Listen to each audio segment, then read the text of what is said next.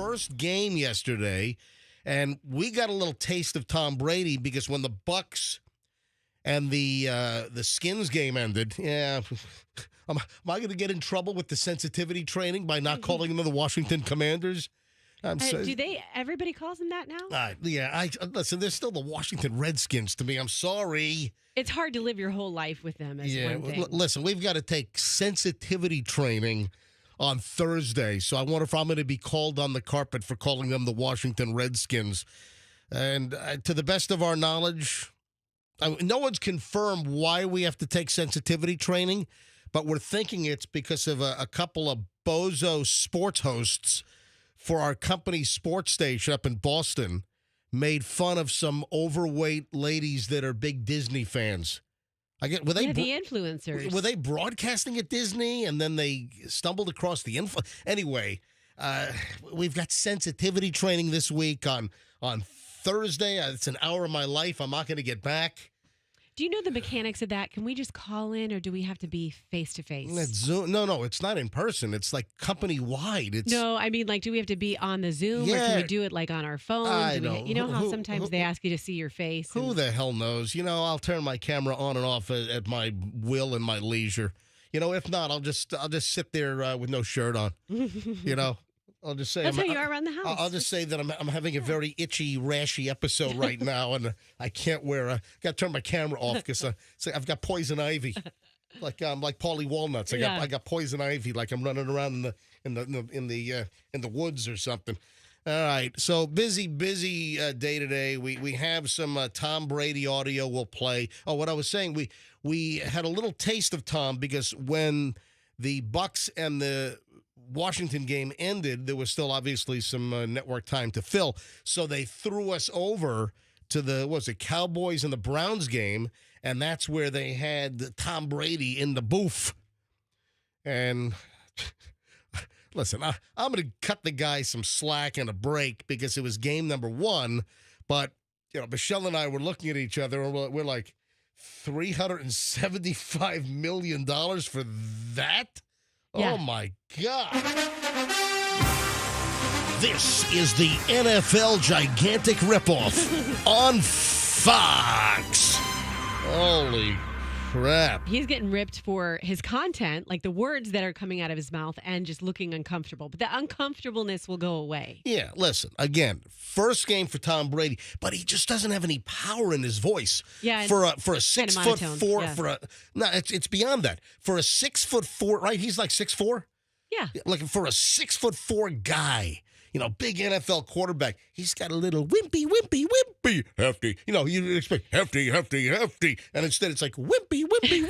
Just his voice and delivery, it just doesn't have any oomph. It doesn't have any presence.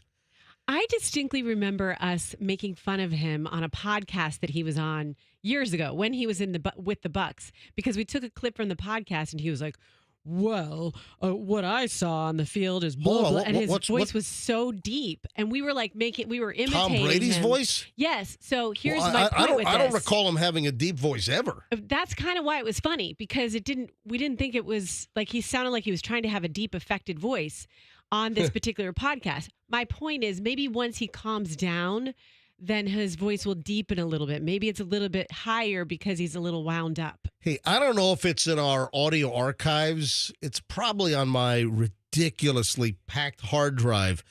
When we left, when the MJ Morning Show left the airwaves across the street at the other radio station and company, I got a whole 2 terabytes of, 18 years almost of audio, all of our files. And the problem was they weren't really labeled.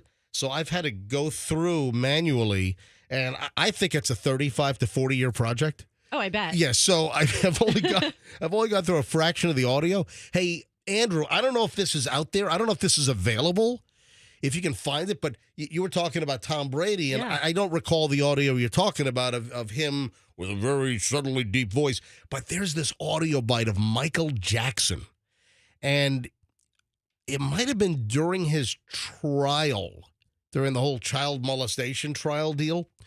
And he was getting out of a vehicle and the paparazzi surrounding and swarming him. and he had some kind of issue with all the photographers, the paparazzi, and taking photos of him. And I think he was looking for them to take photos from a certain angle. And you hear Michael Jackson say, "Please don't shoot me from there." And it's like, promise, promise, promise.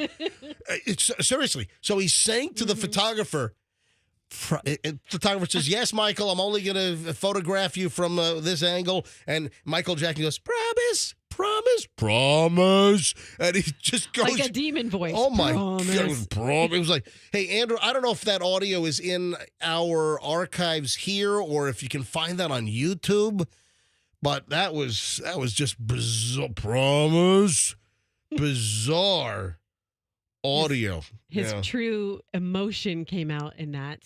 Holy crap. All right, so busy week here on the MJ Morning Show. I traveled over the weekend. I flew Spirit Airlines again. Oh, I had another airport video that I shot. Has it reached as many views as your other infamous no, Spirit? My other Spirit Airlines encounter video is almost at 2.9 million views on Instagram. I mean, this video took off like a rocket. It's closing in on 3 million views. That's the unaccompanied minor that was running away from the Spirit Airlines employees at the gate, and they're chasing him. They're about to, drop dead from a heart attack. They're out of breath. The kid ran away from them. I mean, full sprint down the terminal at Tampa International like 6 times, and then I rolled video on it, and I posted it. With a little caption, "This kid keeps running away from the Spirit Airlines gate agents." And the thing's closing in on 3 million freaking views. Your new one? I just looked at it. I just looked at it. I'm not going to say anything, but it should get more. Okay. I don't know if it's going to get more, The but humor. I saw something at the Fort Lauderdale airport yesterday afternoon. I was getting ready to get on Spirit Airlines to come back to Tampa. And I rolled video. And if you follow me on Instagram at Certified MJ Radio, you might have already seen it. If you want to get a jump on it, go to Certified MJ Radio. If you don't follow me on Instagram, follow me because you get crap like that. Certified MJ Radio. Stand by, my friends. Just getting rolling on a Monday. Traffic is on. We're back in minutes. That earlier slowdown on...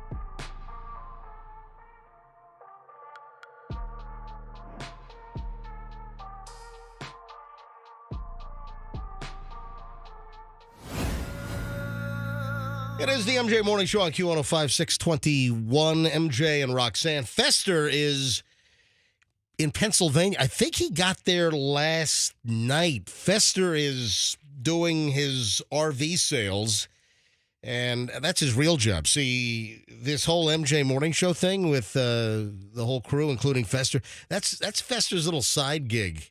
Because if he had to rely just on this paycheck to feed his family, not happening. They'd go hungry. Bow, bow, bow. How about just to feed him? Say it again. Oh, he could. That's right. Oh, yeah. Forget about the wife and kids. You're right. Trying to feed that infrastructure.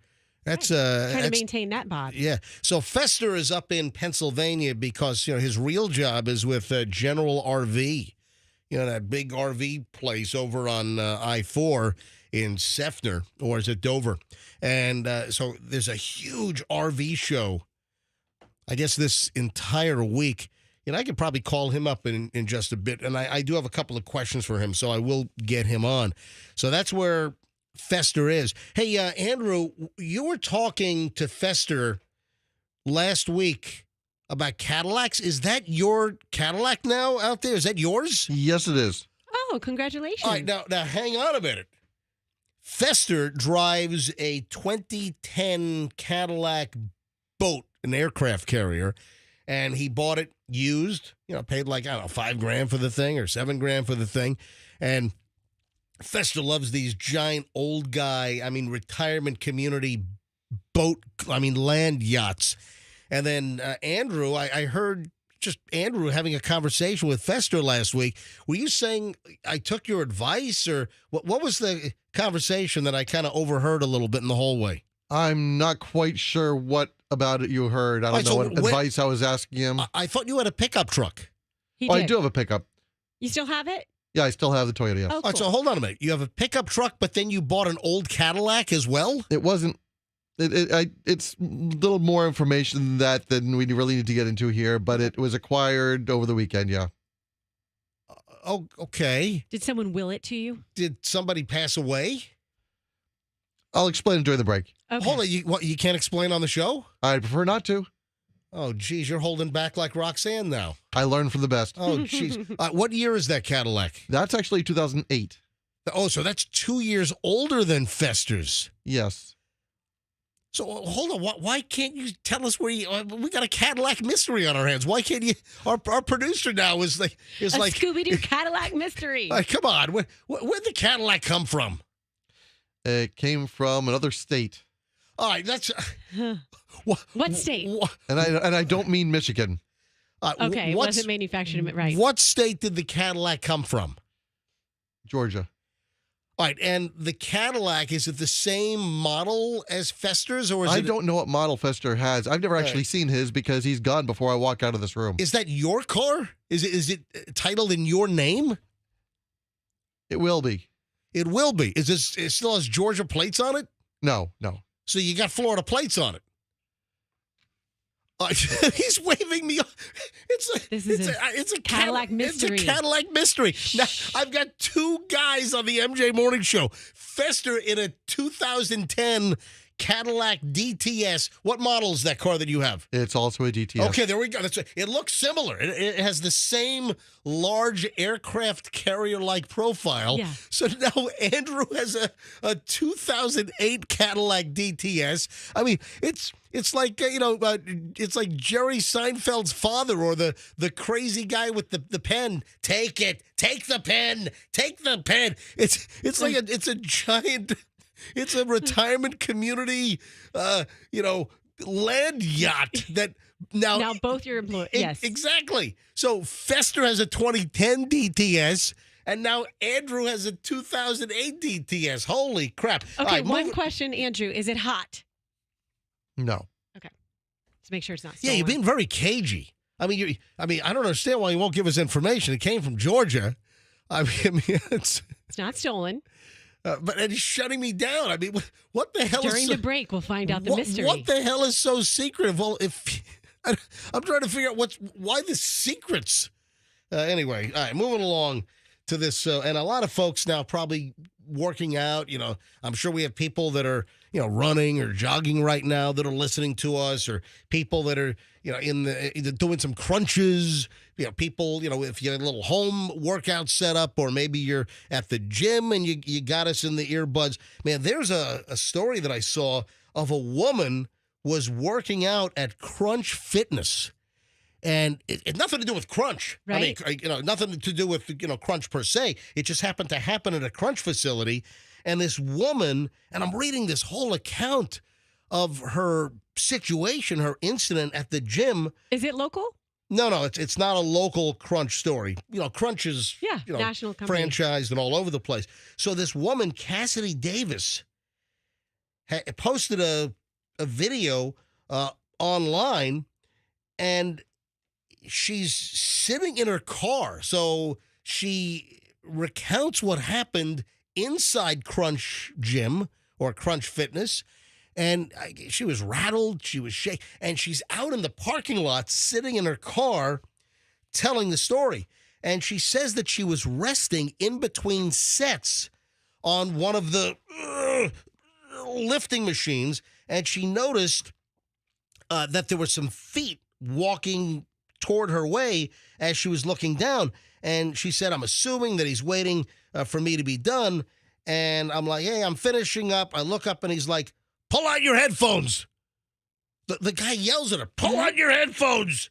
So she says that she took her headphones out, and the man asked her, how many more sets are you going to be doing until she finished on this particular machine? She says she said to the guy that she only had one more set to finish. He walked away and I guess allowed her to finish. Next, this woman says that she took a break before returning to her last set and got on her phone for 10 seconds to log her workout notes. So she's got her phone and she's keeping track. She's logging what she's doing in her sets, her routine, whatever she's doing. And then the guy storms back at her, and she hears someone yelling at her again. And Davis says she took the headphones out, and then the same guy was yelling directly at her. Get off your phone! What is the F wrong with you? How dare you text while I'm waiting for this machine? He's roid raging. Oh, my God. The guy is so... He's all roided up. Something's going on here. How dare you not offer me to sub in? That must be gym terminology. Yeah, gym talk. Yeah, it's gym talk. So you're doing your sets and some little recovery time. You got to catch your breath. So I guess the terminology is if you're going to take a quick break and then you're going to resume your second, third, fourth set, whatever you're doing, if you want to let somebody kind of bust in, it's kind of like at the dance. You let somebody cut in. I guess at the gym, if you let somebody in on the machine while you're doing a recovery after the last set, you're going to let them sub in. How dare you not let me sub in? Get off your phone. How dare you text? So the guy thinks that she's over there texting, and she's just writing in. I don't know whether she's just keeping notes or if she has some kind of a fitness app. And the guy just starts hollering, how dare you? So Davis said the man continued to curse and scream while everyone else in the gym just watched like silently. They're just watching this guy go all roid ragey. No one was going to be chivalrous. They're like, oh, yeah. you got this, girl. Then on the video that she shot and posted on social media, she says that she told the guy very calmly that she was going to finish her last set, even though all she wanted to do was cry. I mean, the lady just, felt like, like an inch high and just was embarrassed. This guy screaming at her. Poor thing. The guy kept doing it. He didn't move, continued to scream at her until she left the machine. I mean, what the hell's wrong with you? Once she finished her set, Davis says she asked the man if he would like for her to wipe down the machine before leaving. No, just get the F out of my way. The guy's yelling. She offers to wipe the sweat off the machine. And he says, no, get the F out of my way. I'm done with you. Oh, my I mean, it has to be roid rage, right? It has to be. I mean, that would be scary. Big, intimidating, sweaty guy. Oh my Foaming at the God. mouth, probably. Yeah, then she adds in this video, man, the guy's screaming at me, then says, and then gives a message to the guy, hey, if you're seeing this, I hope you have a horrible day and you go to therapy. And then I guess she reached out to Crunch Fitness and, she, I guess, reported it to the manager on site before leaving the gym. And he asked her to email him exactly what happened because he would need a written record. And then she, I guess, posted a picture of the manager's response to the initial email. Anyway, she's waiting for some kind of, I guess, resolution. Crunch did send something back to Ms. Davis that will be refunding your September dues, as we understand you wanting to take time out of the facilities while this is renewed and resolved. So I think Crunch did a nice thing. Yeah. They're not going to charge her for this month while she kind of recovers from this maniac. The month of being berated. Oh my God. Yes, Andrew. How did no gym employees hear any of this? I don't know. Maybe they all had headphones in too. They're all wearing earbuds. Yeah. Hey, well, one good thing came from this, MJ. Yep. Now you know the lingo. You can say, Michelle, my turn to sub in when Yeah. you're at Extreme. Yeah, let me sub in. What's Extreme? What is your? This is Crunch. No, where you go? What? Where do you go? But where? X-Force. X-Force. X-Force. Yeah. All right. 6:32. Today's a workout day as well. 6:32 at the MJ Morning Show here on Q105. Hey, when we get back, we'll dive into an awesome pile of early morons in the news here on the MJ Morning Show on Q105. Let me.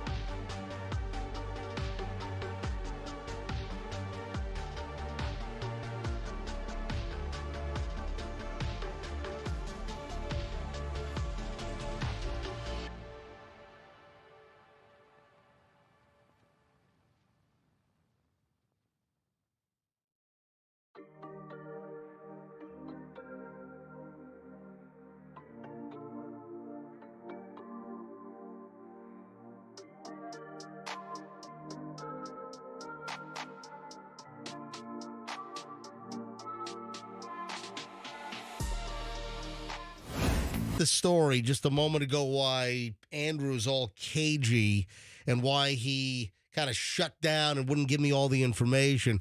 If you're just tuning in, turns out I thought Fester had his car painted out there when I pull in today, and it turns out that Andrew has the same car now that Fester has, except Andrew's is like 2 years earlier. Fester drives, and I know that Fester's in freaking Pennsylvania. I'm like, wait a second. Did he come in and paint his car? Yeah, he painted his car and he just left it in the parking lot. Yep. No, because Fester's got a blue 2010 Cadillac DTS, and suddenly there's a white one. There's a whole different color in the parking lot. I'm like, what's going on here? So it turns out that Andrew, our producer, went up to Georgia. Was it this weekend? You went to Georgia and back, Andrew? Yes. Well, and how far into Georgia? Like just over the Florida-Georgia line? Oh, that'd be a great name for a band. Florida-Georgia line. Yeah. Yeah, That's a good one. yeah. Someone should use that. Yes, Someone you know should what? jump on that. Somebody ought to service mark that before someone takes it. All right, so where in Georgia? Just an hour, about an hour north of Atlanta. Oh, no, that's a haul. I know. That's like 9 hours. 7 hours. 7 hours? All right. So wait a minute. How'd you get up there? Do you drive up? Yeah, otherwise it was a long walk. No, you should have flown. We had a rented vehicle. What? We had a rented vehicle to go up there. So you did a one-way rental. Yes. Oh, did you get hammered on the rate for a one-way? No, actually, it wasn't too bad. Well, who'd you rent from? Which company? This weekend, Enterprise. Enterprise? That's not so a one-way rental. So you drove up. All right. So we found. I'm guessing, is this your girlfriend's mother's car that you drove back to Florida? Yeah. All right. So we're finding out now why Andrew got all cagey on things. Don't say it, MJ, unless you want to pay for him to get out of jail. Listen, hang on a minute. He's not going to jail. All right. So if you were listening in the last segment, Andrew just kind of shut down and didn't want to talk about the vehicle and where it came from. So it came from Georgia. They drove the vehicle all the way from Georgia back down to the Tampa Bay area. So, Andrew, why didn't you just leave the old Georgia plates on there? They were very, very expired. Oh, wow. How expired were the Georgia plates? Yeah, it was sitting in a garage for 3 years. What? It was sitting in a garage for several years. For 3 years? Yeah. All right, so listen to why Andrew didn't want to talk about this. He took his Florida plate off his pickup truck and just... Andrew, come on. He's so mad. He's Andrew, so mad. Don't be angry at me. And guess what? He's in the control booth. Who's to say we're even on air right now? Right, Maybe he took us off Andrew, air, so but you wouldn't say it. you're taking care of that today, right? Grab the microphone. Grab the mic. Come on, man. I'm trying to do the work you asked me to do in here. I realize that, but you also flipped me off. All right. So are you going today? Why don't you try to get out of here early and get to I can't get out of here early because I have to finish doing the rest of the stuff after the show that you want done. All right. Do you have everything you need to register the car in Florida? I believe so. All right. And what do you need? You need like the title or proof of ownership, or I have the paperwork necessary. Okay, so you have all the paperwork necessary. All right. How close? And do you have to go to a DMV, or can you go to like a one of the tax collector's offices, or where? And how close are you?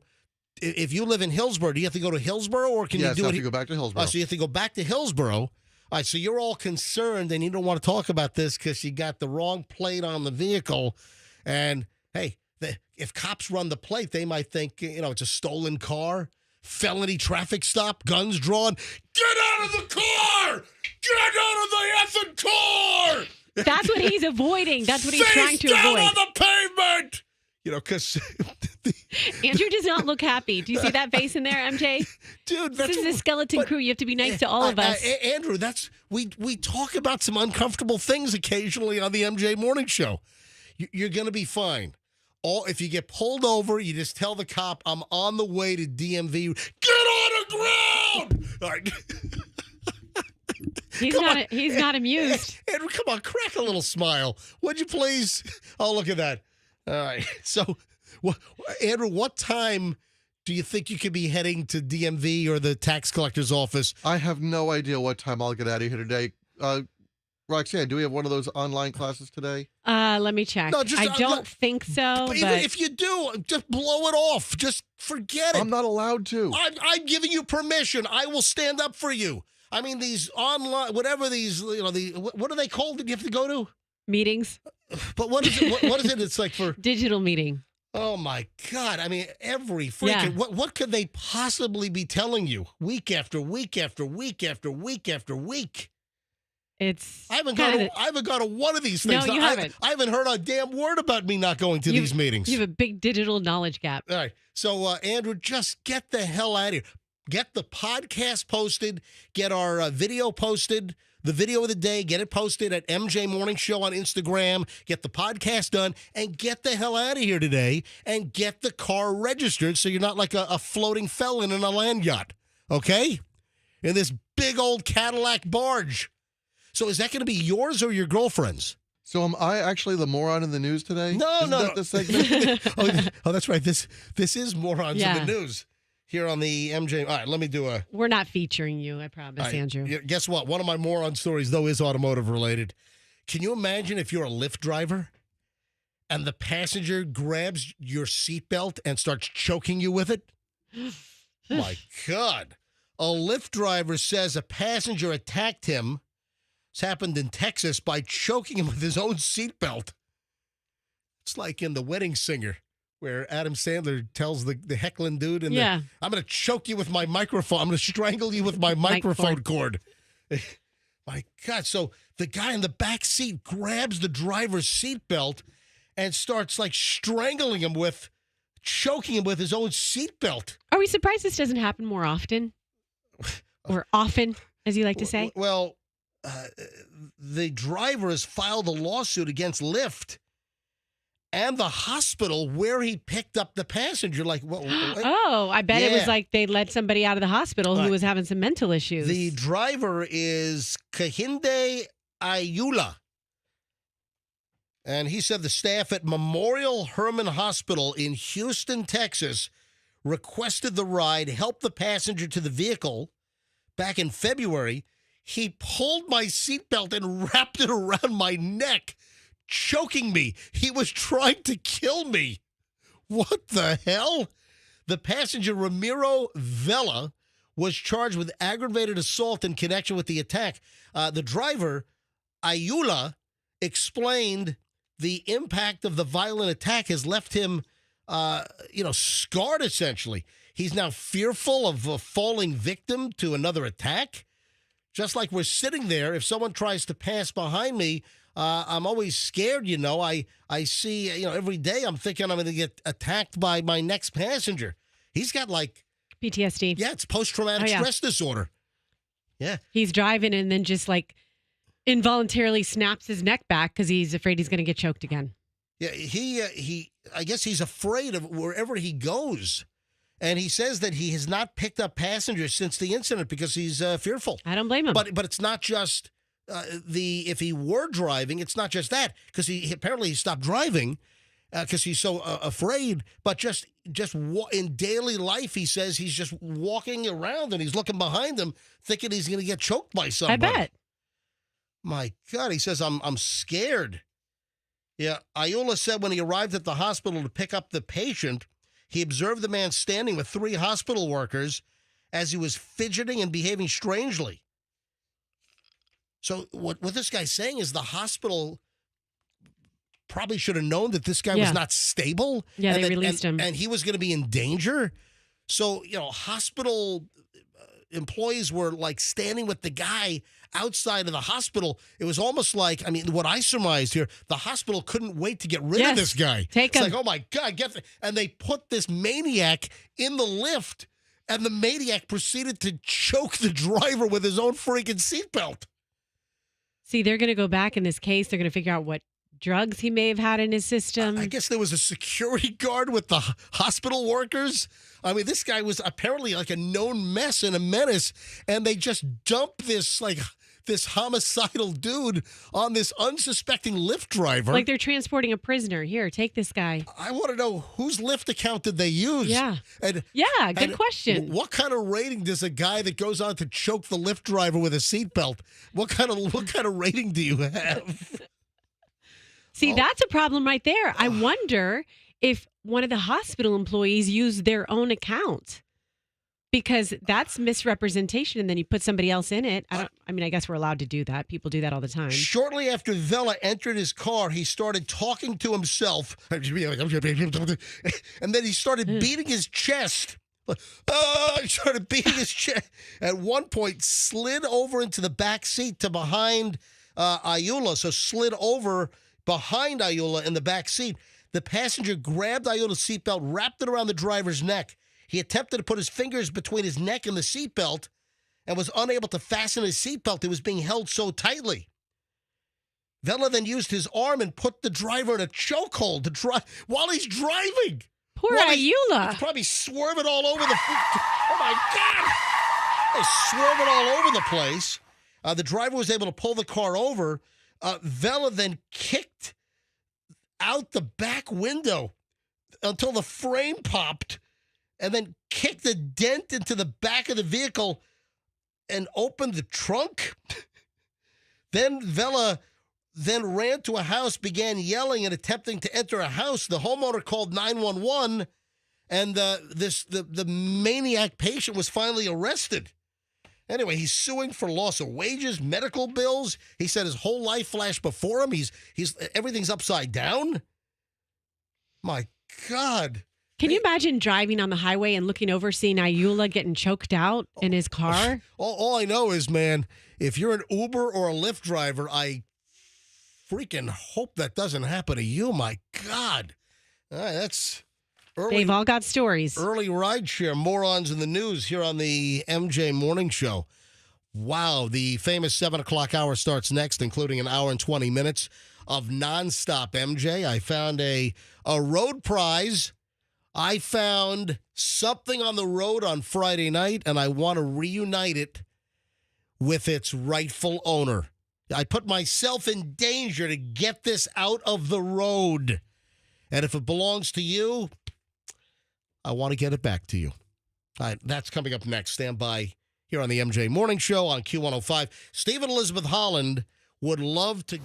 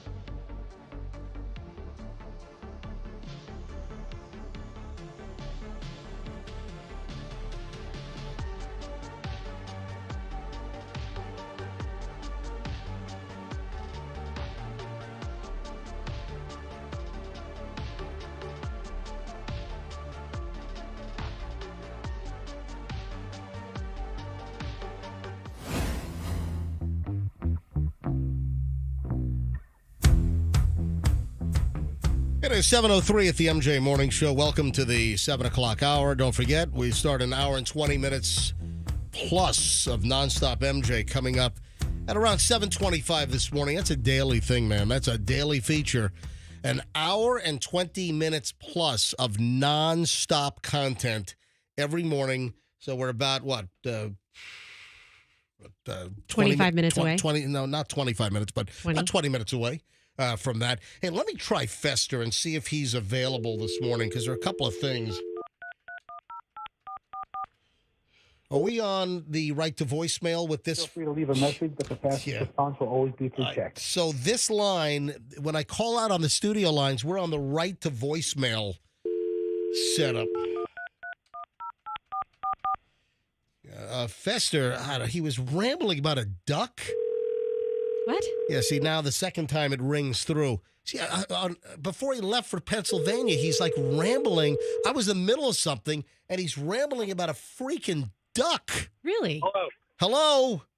Hello. Hey, are you in Pennsylvania? Did you get there okay? No, I go tomorrow. Wait a second, what? Yeah, that was the deal. You said that earlier he was there already. I was like, no, he's not leaving till today. Whoa. So why aren't you on the show this morning? I got a lot of stuff to do today. I got to take a personal day. Wait a second. You're in town and you're not leaving for Pennsylvania until tomorrow? Yeah, tomorrow. So why'd you take today off? I needed a personal day. A personal day for what? You know, mental health and a couple other things I got to get done today. Oh, my God. Yeah. So I'm off this week, off the radio show. And then all of next week is Roxanne. She's out. Yeah, I'm on the cruise. Yeah. She's doing something much more fun than I'm doing. Dude, I thought you flew to Pennsylvania over the weekend. No. I fly out tomorrow. RV show starts Wednesday. Today, I'm trying to get kids in the car because I get to take them to school because Mom quit. And that's it. What do you mean Mom quit? Would your wife leave you? No. Well, okay. She didn't quit like that. Although, I wonder. She said, "You're home today. You're taking these brats to school." So I'm getting ready to load these kids in the car. Dude, I had no idea you were still in town. You should have just. I got a lot to do today. You're taking up some very valuable time. All right, can you explain this duck thing? I mean, you called me on Friday.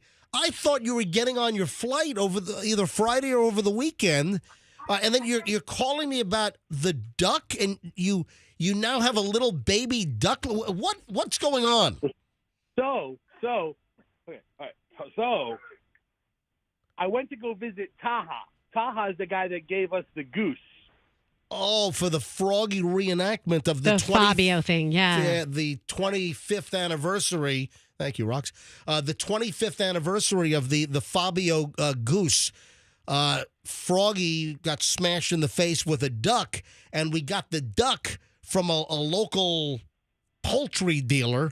And we didn't get a goose. He didn't have any geese, or he didn't have a goose in stock. So we used a duck to then throw it into Froggy's face. And listen, and again, if you're with PETA, don't get all up in arms. The duck was not hurt in the radio stunt, and in fact, we saved the duck's life. The duck would have ended up on some dinner table somewhere, or served as Peking duck at some restaurant. Locally, and we actually had the duck adopted by a listener. All right, so you were just in the neighborhood of the poultry place, which is not far from the airport. Is it off of Benjamin Road or something? Yeah, by Manhattan, south right near the tower. All right. Okay, so this is all my wife's fault. So wait a minute, you're just in the neighborhood. You decide to just drop in and see Taha, the guy that runs the poultry operation with all the live animals. Yes, so far, you have the story down perfectly. All right, I'm just going to drop in and say hi to Taha. Okay, so what happens next? Well, my wife, first of all, last week she wrecked the rims on her car. The rim shop that I had to go to is like 2 blocks away from Taha's place. So that's why I was in the area. Okay, yeah, if you heard this last week, Allison, Fester's wife, blew out 2 tires on her Tesla while she was taking the kids to school because she ran off the road, and this is like the 4th time that she's busted the tires out. And it turns out that she didn't wreck the actual Michelin tires. She ran off the road, and the lip, I guess, just destroyed the inside of the wheel, and it broke the seal, and the tires just went flat. Car had to be towed and everything. All right, so can the wheel shop fix those wheels? They fixed them wonderfully. Yeah. So you're back in business. Yeah, I'm back in business with the rims. All right, so new wheels for that Tesla would have been $1,200, you said, right? Well, new tires would have been. All right, hold on. We got kids going in the car here. All right. So It's Hadley. Hi. All right. Help husband. Help your brother. All right. So the wheels would have been $2,000, right? The wheels. Yeah. If the rims themselves, if I bought new rims, it would have been $2,000. New tires would have been $1,200. Oh my God. Yeah. All right. Listen, that's how much they cost on your car, if not more. Yeah, I know. All right. So how much to get the wheels fixed where your wife just obviously, just screwed with the whole metal edge? How much did what's the name of the wheel place? It was Glenn's Tire Polishing. And all right. They do all kinds of rim work. All right. So how much was it to get those fixed? $650. So $650 to get the wheels fixed. Yeah. All right. So it's like $325 a wheel. Yeah. Instead of over $2,000 for new ones from the Tesla dealer. Correct. Well, that seems like a good deal. All right. So you stop by Taha, and how do you end up with a baby duckling? So Taha says to me, I open the door, right? First of all, his place is packed. People getting their poultry work, right? It's amazing. There's 15 people in there. So he sees me, he lights up, and he says, "Hey, I was just thinking about you. I'm so glad you're here." And I'm like, "Really?" Wait a second. Taha, the poultry dealer, was just thinking about you minutes before you drove in? Maybe hours before. Okay. Taha was like, aha, he's here. I was just thinking about him. This is weird. All right, go ahead. So what happened? Roxanne, and then he says, "I need somebody who has children. I have something for them." And I'm like, "Oh, That great." sounds a little Yeah, creepy. yeah. I need someone that has children. All right, go ahead. Yeah. So now I'm very skeptical. All right. And he takes me back to a crate where there's one lone baby duckling. Aw. One little duckling. Yeah, that's not going to sell well because you're not going to get a lot of meat off that duckling. All right. That's what he said. He goes, "I can't use it for what I use it for." You know, he's a meat producer. This is a poultry dealer. They're selling stuff for people to eat. All right. Yeah, this little duckling doesn't have an ounce of meat on him all Right. around. Of course. All right. So how did he end up with a duckling? He puts it in a box and says, "Here, your kids will love this." No, he just handed you. How old was the duckling? I'm with the duckling right now. Hold on, you have the duckling now? You took it for drop Yeah, off? the duckling's in my. I'm taking the duckling for a walk in the front yard. It's the cutest little, sweetest little duck. And, Oh my gosh. So what uh, are you gonna? Where is the duckling? Do you have a cage, or where are you keeping the duckling? so I have it like in a rubber tote in the garage where we feed it. And What do you mean a rubber tote? What is like a bag? No, like those tough totes like they sell at Home Depot. You put like Christmas lights in them and stuff. Oh, like a bin. It's a storage bin. Yeah. Yeah. Geez, use proper terminology. It's a storage bin. Hey, Fester, I'm reading about caring for ducks, and they can make good pets. You may need to get more ducks, though, because they're social creatures and they want to socialize. So you might have to get a lot more ducks. Fester, you can't keep this duck, right? You're probably right. Oh. Do you have the phone number of the guy that took the duck that we used to smash Froggy with for the Fabio reenactment for the Williamsburg roller coaster incident 25 years ago? Do you have that guy's number? Yeah. His name's Randy. Randy, do you have his number?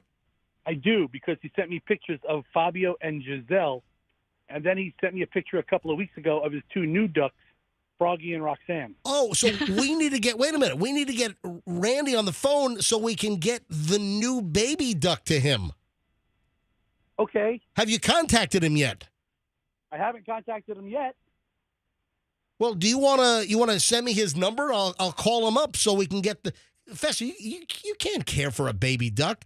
Hold on. You're going to be gone all week. What are you going to do? I have kids for this. I mean, it's really just putting out some duck feed and changing the water every day. Is the duck eating okay? The duck's eating fine. The duck seems super happy. All right, why don't you text Randy and see if Randy's available to talk to us on the show this morning, because we're going to get the baby duck out of your garage and get it over to Randy, who rescued Fabio, the stunt duck that we used for the Fabio recreation. And then while he picked up that duck, the duck guy gave him another duck. Because they're social animals. Yeah. Like Roxanne said. All right, so listen, hopefully he'll take the baby duck off your hands. Hopefully he will. Man, we're turning into like a duck rescue operation really are. around here. There's a lot of duck talk around here. All right. Hey, Fester, while you're on the phone, do you have to go? You can run if you want. Okay. Do you have to go? I don't run anywhere. You know me. All right, do you have to go? Do you have to No, meander? What'd you say? I'm good. My wife got pissed off because I was taking too long and she took the kids, so they're gone. Really? Well, we were just about to get in the car when Uncle MJ called. Oh, no. So I told the kids, sit back down the couch and shut up because I'm going to be on the radio. Was My wife's like, was your wife grumbling and cursing me out? MJ. you got to go. She's like, you got to go. Talk in your car. And I'm like, I'm not gonna. But did she put the kids in and get in the vehicle and then kind of storm off in a huff? Yeah, when Hadley said goodbye, Mr. MJ, they were loading in the car. Oh, man. All right. So now I'm on Allison's crap list. Listen, All right. a life married to me is a life of low-key disappointment anyway. She's used to it. All right. I found something in the road. I guess I don't need you for this. All right. So go do what you got. I can't believe you're in town. You don't leave until when? Tomorrow? Tomorrow I leave, but I leave during the morning show. Like the flight's like at 8 Yeah, o'clock. but there's no reason why if your wife just took the kids to school, there's no reason why you couldn't come in today. Well, I told you I have a lot to do today. All right. It's a lot. All right, well, turn on the radio, hear my story. All right, have a good day, man. All right, we'll call Fester, I guess, later in the week and see how things are going up in Pennsylvania. Hey, yeah, I have to do he's something going to be cruising the Hershey Highway. Oh, yeah. So, all right, let me talk about the item I found in the middle of the road, which I was supposed to do at the beginning of the segment. Happy birthday, Ella. She's in the car right now. She's my niece. All right, 9 years old. Happy birthday. 8. All right, so I'm up in Palm Harbor with Michelle. This is Friday night. And we went to Massimo's, one of my favorite restaurants in the Tampa Bay area. We went to Massimo's. I had an unbelievable piece of halibut, and Michelle loves the penne alla vodka. So we're at Massimo's for a lovely Friday little night out. And I wanted to take Michelle out on Friday because I was leaving at 6 a.m. on Saturday morning to go over to Fort Lauderdale to visit my parents. Yeah. And as we're exiting Massimo's, that parking lot where the Outback Steakhouse, this is US 19 in Palm Harbor, and Massimo's is in the back of the shopping center behind the Outback. And as I'm leaving in the lane closest to the egress from the parking lot, right in front of me, I see there's a book in the road. I'm like, what the heck is this book? How big was it? Well, I've got the book right here. I've got the book Oh, with wow. me. Yeah. So I got to find the rightful owner of this book. I'm thinking that somebody had maybe placed the book on top of their car Yeah. and then drove off. Like the folks that leave their briefcase Or their coffee cup. or a purse Yeah. or like a baby carrier on top of the car that they drive off. Ooh, I've known someone who left one right next to the car. That's not good. I found this book in the road, and I've got to find the rightful owner. It is Tony Dungy's The 1 Year Uncommon Life Daily Challenge. So it's got a little bit of road rash. You can see, I'm holding it up to MJ TV right now. If you lost the Tony Dungy Uncommon Life Daily Challenge book on US 19 in Palm Harbor on Friday, I have your book. And it's important because they don't know their challenge for today. Please call 800. Do you know about this book? No, but if you just said it's a daily challenge, Well, so it there's has- got to be a challenge every day. It looks like there's every hold on, let me take a quick break because it's every page is a different day. Yeah. So I'm going to find, what is today? Today's September 9th. Yeah, I'm going to turn to September 9th and see what it says with the Tony Dungy book that I found on US 19. So I actually went out into traffic to retrieve the book. So I risked my life. So A hero. if you lost the book, call us at 800-990-1047. I'll get you your Tony Dungy book back. Maybe I can even call. I think I have Tony's cell number. Maybe I can get Tony to autograph it as well. Or maybe I'll just give it away. Road rash copy of Tony Dungy's book. All right, 7:18 at the MJ Morning Show. We're going to start an hour and 20 minutes of nonstop MJ next. Bucks look great. Tom Brady kind of getting hammered for his debut as a color commentary guy at the Cowboys game. All right, hold on. Back in seconds here on the MJ Morning Show with an hour and 20 minutes of nonstop. Hey, I had my...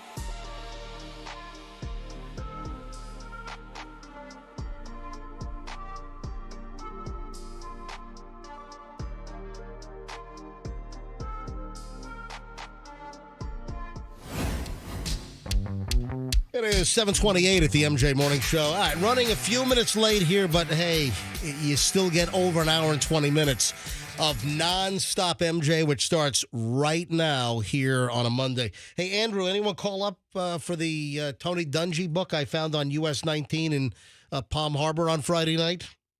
Nobody yet? No, the phone is not rung? Oh, come on. The 1-year Uncommon Life Daily Challenge, Tony Dungy with Nathan Whitaker. And I found this in the one of the travel lanes. I stopped. I was exiting the parking lot, right, where the Outback is, and Massimo's is in the back. We had dinner at Massimo's in Palm Harbor. Again, one of my favorite restaurants in town. And as I'm pulling out, I'm waiting, to get a clear spot to pull into traffic. And right in front of me in the lane closest to the parking lot exit, there's this book, and it's the Tony Dungy book. Yeah, you saved it. And I guess it's like a daily diary, which each page is a different day of the year. Does it have writing in it or just what's typed in it? No, it's a book. Like a workbook? No, it's just every page. It's a book. All right, so hold on a minute. Let me go to September. Today's September 9th, and there's a page for September 9th. See, whoever lost it can't do what they're supposed to do today. From mercenary to volunteer, sell your possessions and give to those in need. Oh, that's a Bible verse from Luke. So it's a whole thing. So I guess that's the theme of today. See, you're trying to reunite somebody with their book, like someone reunited with their lost puppy. Yeah. This is a good thing. You're a hero, MJ. Sell your Rolex and become a volunteer, and just live off the land. It's a good message. All right. If you lost the Tony Dungy book, I picked it up. I risked my life going into traffic on US 19, and it's right here. If you have not seen my Instagram feed. A little later on, I'm going to get into my weekend travels, and I have a new airport video if you haven't seen it. And folks are like, MJ, you're lucky the guy didn't take a swing at you. Yeah, you are. Yeah, come on. I was clearly joking around.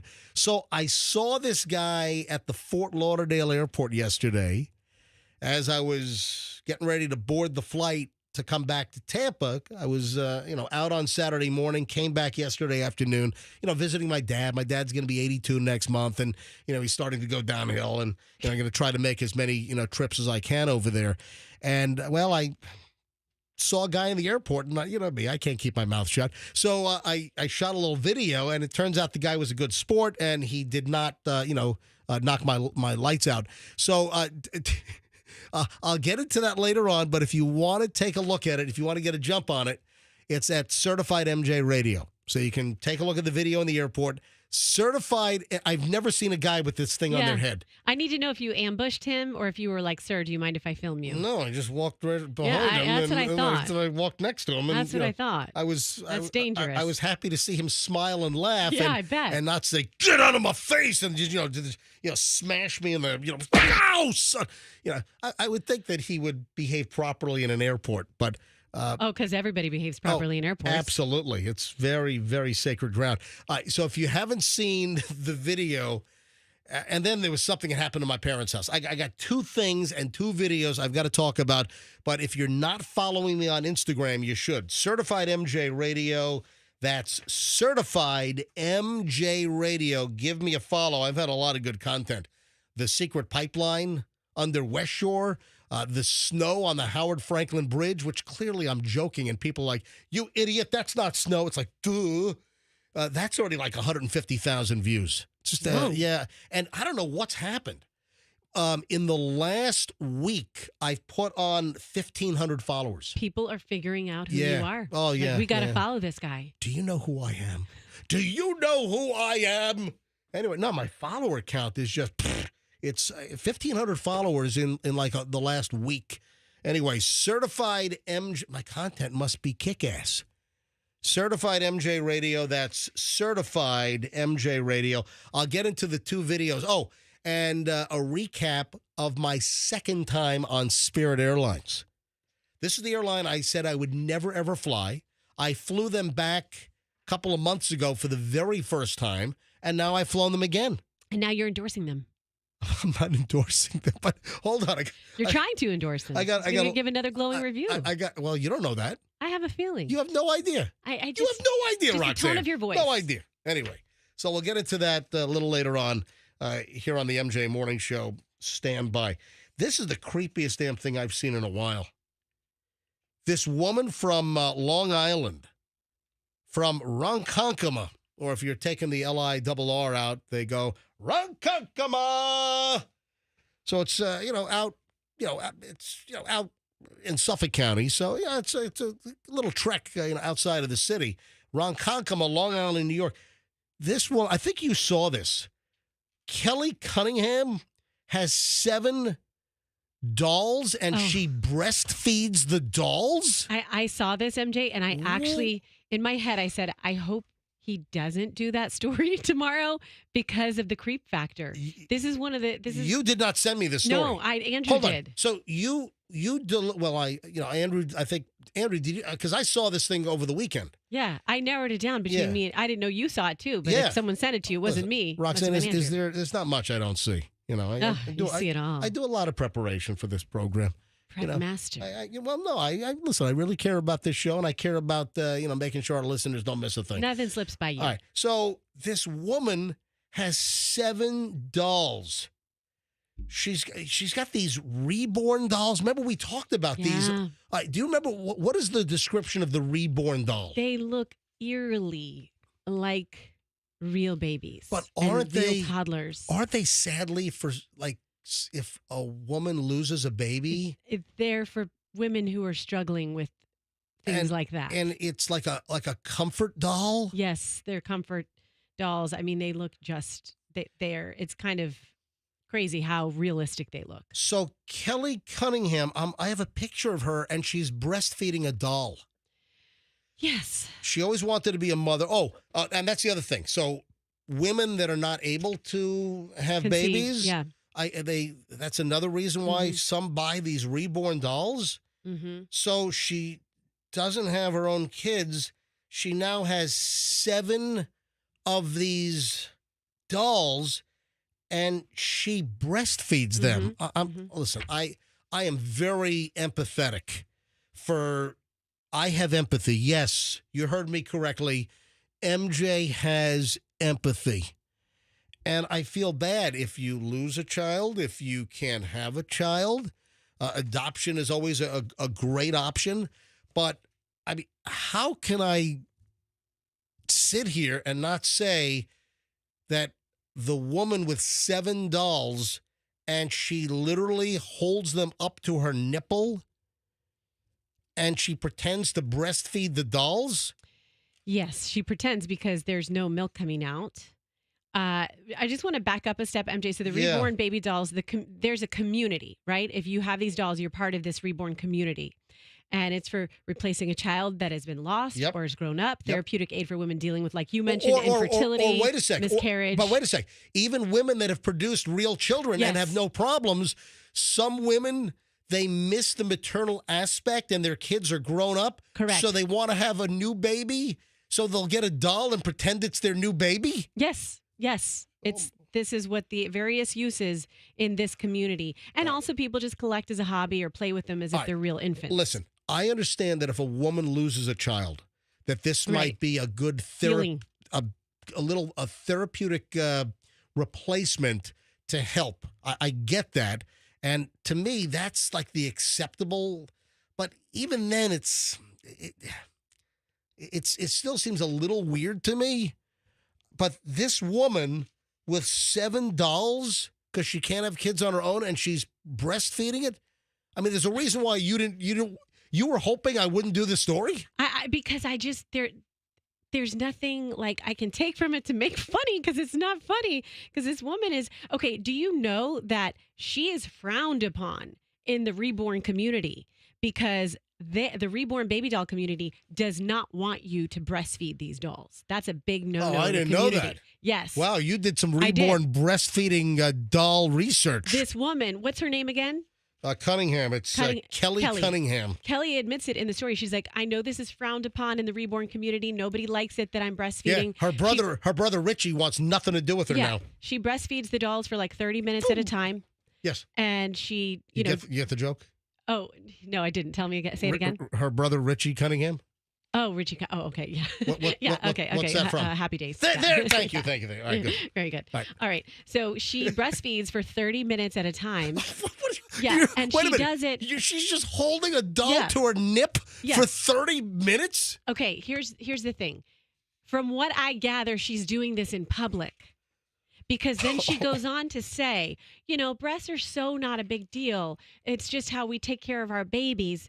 And men make it a big deal and sexualize it. And it's like, wait. No. But you're not really breastfeeding a baby. It's all pretend. I want to say something about this woman. She's in her late 20s, and she can't have children. And Right. But also, there's a picture of her yeah, with one of these dolls, one of these baby dolls yes, in her lap. And apparently it's the baby doll's birthday, and she has a whole cake and everything. oh yeah, And she's like pretending to feed cake into the baby's mouth. yeah, exactly. What the? All Okay, right. so here's the deal, MJ. She really wants to have kids, obviously, really wants to have children. Then adopt But- the baby. Well, that's what I was going to tell you. She's in her late 20s. If you've already been given that diagnosis that you're infertile, my heart goes out to her. That's upsetting. But like you Yes. said, there are other avenues. I mean, I'm telling her, I would tell her, listen, Ms. Cunningham, you don't have to write off motherhood entirely. You can adopt. There are other options. There are other avenues. But I think I'm just going to go out on a limb and say this sounds a little bit like an attention thing, because also if you read the story, she's saying how, yep, I get stared at. People just can't stop well, looking duh, at me. you're a grown lady with a plastic doll sucking off your Yes. your teat. Yeah, so she's like, I don't mind. I just accept the stares and I just take it, and I'm just going to continue to Excuse do me, what hold I on, do. hang on, please. I don't have a good latch. Let me get a good latch. We've always heard about those instances. We've talked about a couple where, a woman will be on a job interview, maybe a job interview is a poor example, but at a meeting, and all of a sudden it's like, oh, may I breastfeed my child? And then they start doing it. Yep. Like, does she do that? Like, she's in these awkward situations or interpersonal situations like, oh, excuse me, I have to breastfeed my doll. It's time. Baby's hungry. Wow. Got to whip it out. All right, I got to talk about this bird brain in Largo. Did you see this woman that stole this expensive bird from a pet store? And the video is crystal clear, and obviously somebody would recognize her. The lady is a total bird brain. That's too easy. So I'm just impressed at how much this bird cost. it's $2,500 bird. I didn't know birds were that expensive. I'm sorry, $2,400. It's on sale.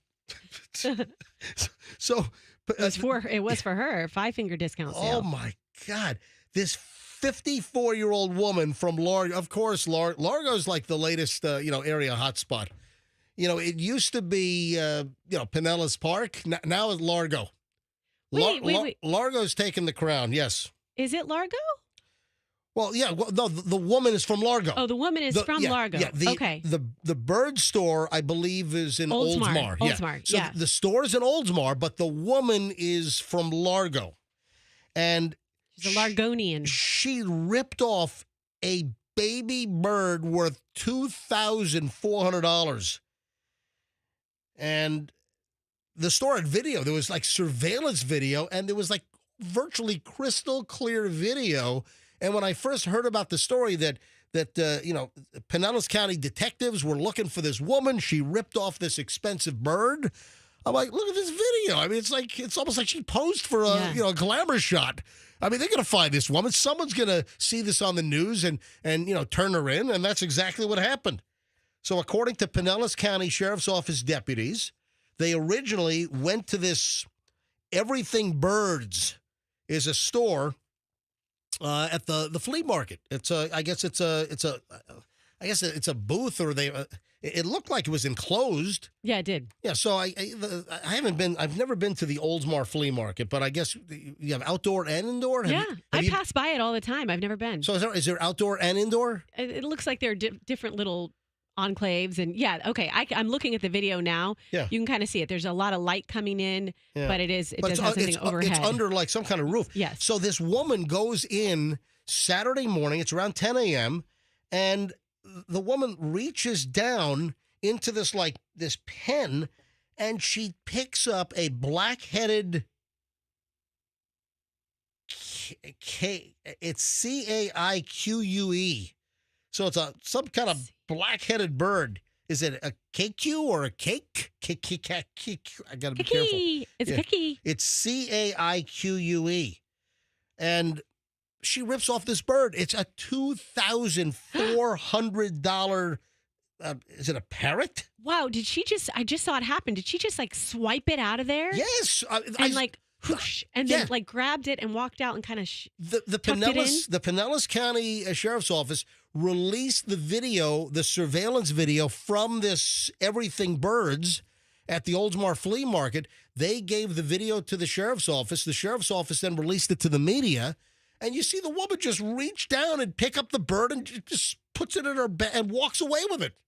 Wow. I mean, that's brazen. That's grand theft bird. That's felonious. $2,400.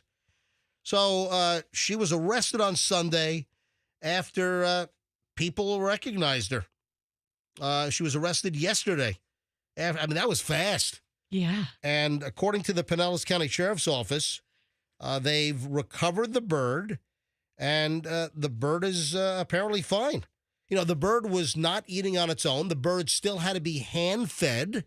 So I don't know if she knew, with baby birds and parrots, you'll take like a large plastic syringe and you'll mix up like this like bird, like a pasty kind of liquidy goop. And you got to open up the bird's mouth and kind of, squirt the bird food in, down their throat. Because isn't that what the mama birds take the food, chew it, yeah, make it into a saliva form, and then spit it into their baby bird's mouth? You told me you like to baby bird your husband dinner sometimes. Is that true? That's what I do for Doug. Yeah. You baby bird him? Tilt your head back, babe. Yeah. you chew it up for him and you spit it in. Yeah. Listen, a lot of people are into baby birding. It's a kink. Yeah. So yesterday, after the story came out, the owners, I guess, posted the video on social media. The sheriff's office had the video. I guess local media. I don't know if the local media initially got the video from the sheriff's office or if they used the social media video that the bird store put out. But they knew. Listen, we've got clear video of this woman. Yeah. And anyway, it happened quickly. Yesterday, the bird was ripped off on Saturday, and then by yesterday, the sheriff's office got 2 anonymous calls from people saying that, hey, the suspect is 54-year-old Griselle Flores Nistal. Griselle. Grissel, not Giselle. Griselle. And who's Grisella? Isn't Grisella a character is she a bad character in a fairy tale? Was she one of the stepsisters in Cinderella? Griselle? No. Never mind. Okay, but MJ, I believe an ornithologist has hit us up and said we have such a wide array of listeners, right? Well, hold on a minute. What do you mean an ornithologist? Well, I'm just guessing because they know the pronunciation for this type of bird. It's a kaik. That's how you pronounce it. Kaik? Yeah. Kaik. Wait. How did a bird expert contact you? They just texted us. Okay.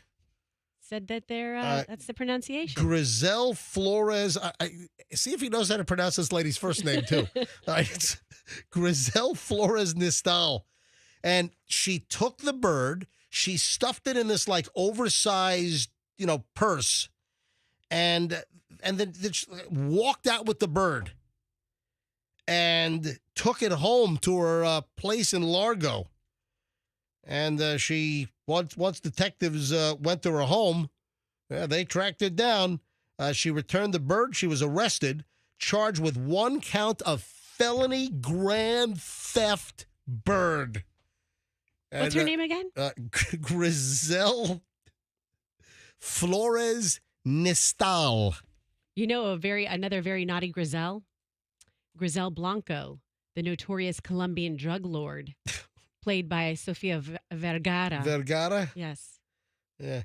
So the bird was returned back to the Everything Birds at the Oldsmar Flea Market. Apparently the bird was in good health, and hopefully somebody will buy the bird for $2,400 and not try to rip it off again. How bad do you want a kayak bird if you're just willing to shove it in your purse and run out of there? I mean, was it for the thrill, Griselle, or was it for the, you just love birds? What kind of bird brain is this, Griselle? Yeah. So, listen, we know that people target those French bulldogs. There have been thefts where people walk into puppy stores and they'll grab these expensive, $5,000 French bulldogs and run out with them. We had a couple of places hit locally over the last, couple of years. There was a place on Dale Mabry. I don't think they're around anymore, but it was a puppy shop on Dale Mabry in Tampa where 2 guys went in and they knew exactly what they went right for these expensive bulldogs, these French bulldogs, and ripped them off. Jeez. Yeah. Hey, Lady Gaga's dog walker was shot for, the bulldogs that he was walking. Luckily, he survived. I want to warn you about the latest twist on a sextortion scam. Now, this is an MJ Morning Show alert. All right, alert on the MJ Morning Show. We've talked about this before, but now there's a new twist. The scammers are doing a little more research and homework on targeting you to really scare the bejesus out of you. So again, this sextortion scam is not new. Talked about this numerous times over the years here on the MJ Morning Show. This is where the scammer contacts you. You'll get an email. They'll contact you and say they have screenshots or video of you watching porn, and your camera was on and they got some video of you in a compromising situation. I don't think I need to go into more detail, right? I think you're painting a picture. Have you figured out what I'm talking about? Yes. So that scam is not new. That's been going on for years. Someone emails you and says, you will pay this amount of money, or else we're going to send pictures and video of you in a pleasuring while you're watching.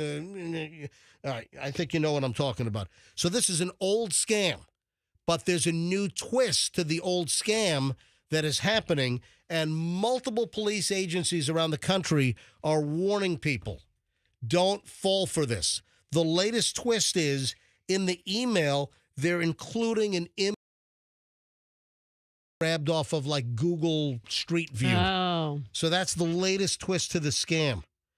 And in fact, look, here's a Massachusetts police. This is happening all over the country. There are cases here in Florida. Here's a story out of Boston, though. Homeowners in 5 Massachusetts towns received threatening scam messages. One of them is in Needham, Massachusetts. Police are warning about a threatening scam where some victims have lost thousands of dollars. Investigators say in the scam, crooks send people an email with a picture of their house, address, phone number, and all this is public information. Yeah. And they're playing a numbers game here. They're assuming, they'll send out, hundreds of these things. I mean, there's a little more legwork that has to be done because you have to find the individual you're targeting. You have to find their email address. You have to you have to know their regular address, get a picture of their home and where they live off of Google Maps, Google Street View. But that's the latest twist to try to scare somebody into paying, essentially a blackmail ransom. The best way to avoid these scams? Be very bad at email correspondence and reading texts. Because someone can be trying to extort you, and you're like, "Oh, I'm sorry, I missed that email." Right, and they I'm sorry, I missed your text. Listen, what? How much are you trying to take from me? And they don't have an image of you. This is like a numbers game. They're sending out all these emails, and they're assuming that most people they're sending stuff to watch porn online and have done stuff while watching. Anyway, I don't need to get too specific here. So they're playing the game that, your webcam was on, with a laptop. You've got in most laptops these days, you've got the camera built in on the top bezel of your computer screen on a notebook or a laptop computer. So the investigators up in Massachusetts say these extorters, they send people the email with the picture of the house, the address, the phone number, and they're threatening to expose you. Hey, we have video or pictures of you doing stuff while you're watching, naughty things online. And if you don't send us X number of dollars, we're going to send these pictures to all of your friends. We're going to send them to your boss, to your coworkers. So they scare the bejesus out of people.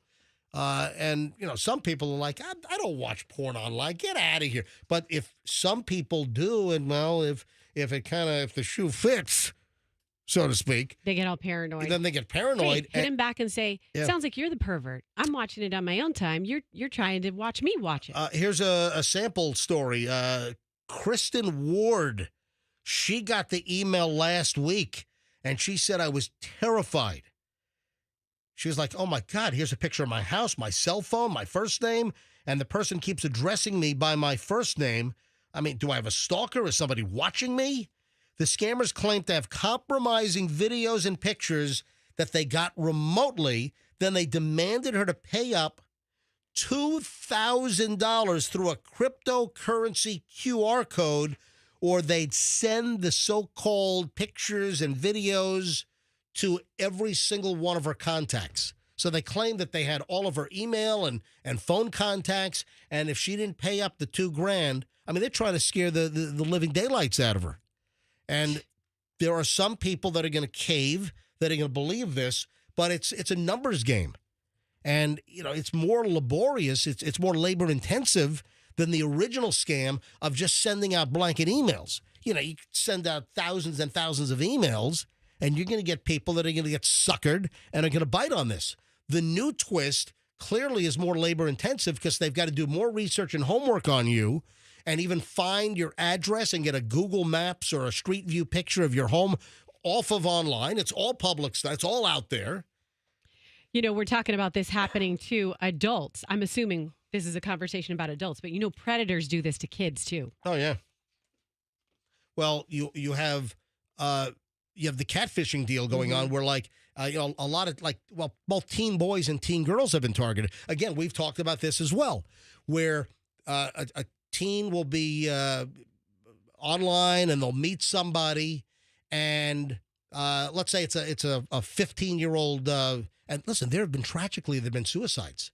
I know. There have been awful stories where, let's say, a 15-year-old boy meets what he thinks is a girl online, and it's, you know, some jackwagon, some a bad guy that's sitting behind it's a guy pretending to be like a 14, 15-year-old girl, and like the guy will then, you know, send a nude picture to the girl thinking, oh, that she asked for it. Then the guy thinking that he's a girl will then say, hey, pay money, or send, or another scam is, it's like pedophiles, you know, send more pictures, or else we're gonna release the information. You realize these problems didn't exist when kids didn't have cell phones, right? Well, and computers and all that stuff. That's why we need a good EMP burst. No, I'm kidding. I'm joking. Along those lines, though, MJ, yesterday, I have to tell you, I was driving around my daughter and my niece, and they're both, my niece's birthday today. She's turning 8. My daughter's 7. They're sitting in the back seat. They're having the cutest conversations. Then they're trying to make each other laugh with jokes. Then they're trying to make each other like, okay, I'm going to sing a song and you try not to sing it. And I'm listening to this and it's like melting my heart. And I said, how many more years do I have of this until they get their cell phones and it's silence and they don't want to talk to anybody? Hey, it's right? it's up to you. Right? You know, I've got a story. I don't know if I have it handy. There's a child psychiatry expert that is now saying, do not give a phone to your kid before the age of, do you know what it is? I don't know, but I feel like... Just take a wild guess. But I feel like I started to read your lips. Is it 14? Yeah. What do you mean you read my... I don't know. I read your mind. Is it 14? It is. It is. Hold on. I might have the story And I here. have just revealed my superpower. Yeah, hang on a minute. I had a... Yeah, if I can't find it, I'll find it later on. No, but seriously, there's a new story out that a psychological expert says do not. Yeah, I can't find it, but do not give a smartphone to a kid before the age of 14 for mental health. Yeah, I believe it. Don't fall for the new twist on the I know what you're doing with your computer. I got video and pictures of you, looking at stuff online and what you were doing while you were looking at stuff online. Don't fall for that scam. They don't listen. Even if you do that, they don't have pictures of you. It's a total racket. And some people apparently just panic and they'll, send them money. Yeah. Security online experts say the scammers are more often than not, they're overseas. They're running, some kind of computer boiler room in Pakistan, in Indonesia, wherever. So don't fall for the scam. They're trying to scare you. They're trying to pretend like they have all this information.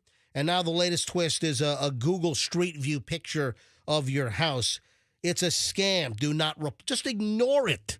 If you get an email saying that, hey, we have pictures of you while you're watching porn online, and we were able to remotely turn on your video on your computer or your webcam. We've got video and pictures. Ignore this stuff. It's a racket. Even if you do that, they don't have pictures of you. They're throwing darts at the wall, and they're going to hit the bullseye every once in a while, and that's what they're banking on. If they do 10,000 of these things and you get, a dozen that fork over a couple of grand a week, that's a pretty good haul. Yeah. They're playing a freaking numbers game. So don't fall for this sextortion stuff. And with the latest twist, hey, you know what I want to talk about? I want to talk about marriage split or relationship revenge. Ooh. Yeah, because, God, I felt bad for this guy. A CEO for a construction company up in New York claims that his bitter ex-wife turned off the refrigeration and ruined his $300,000 wine collection. Oh, man. Yeah. Which, I've got some questions about this because what hurts wine are persistent, consistent, wacky swings in temperature. Going from, 55 or 60 degrees, then, up to, 95 or 100 degrees, then up and down and up and down. But, a lot of people don't realize this.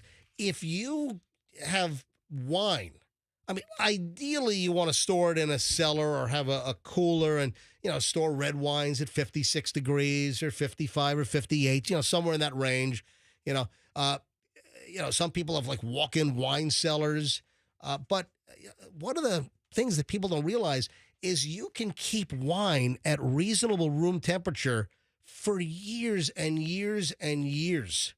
And that wine is good. If you've got, a dark place and if you keep your house at 76, 78, you can keep, wine will last for, decades in many cases. Yeah. Age like fine wine. That's where the expression comes from. Well, all right. So listen, you don't have to be an enophile, to know that, hey, wine, if just kept at a constant temperature, even if it's at a comfortable house temperature and not in a cooler, it'll store and it'll be good for years and years and years. But here's the deal. This guy, Michael Clark Jr., he's some kind of, rich construction guy out in New York.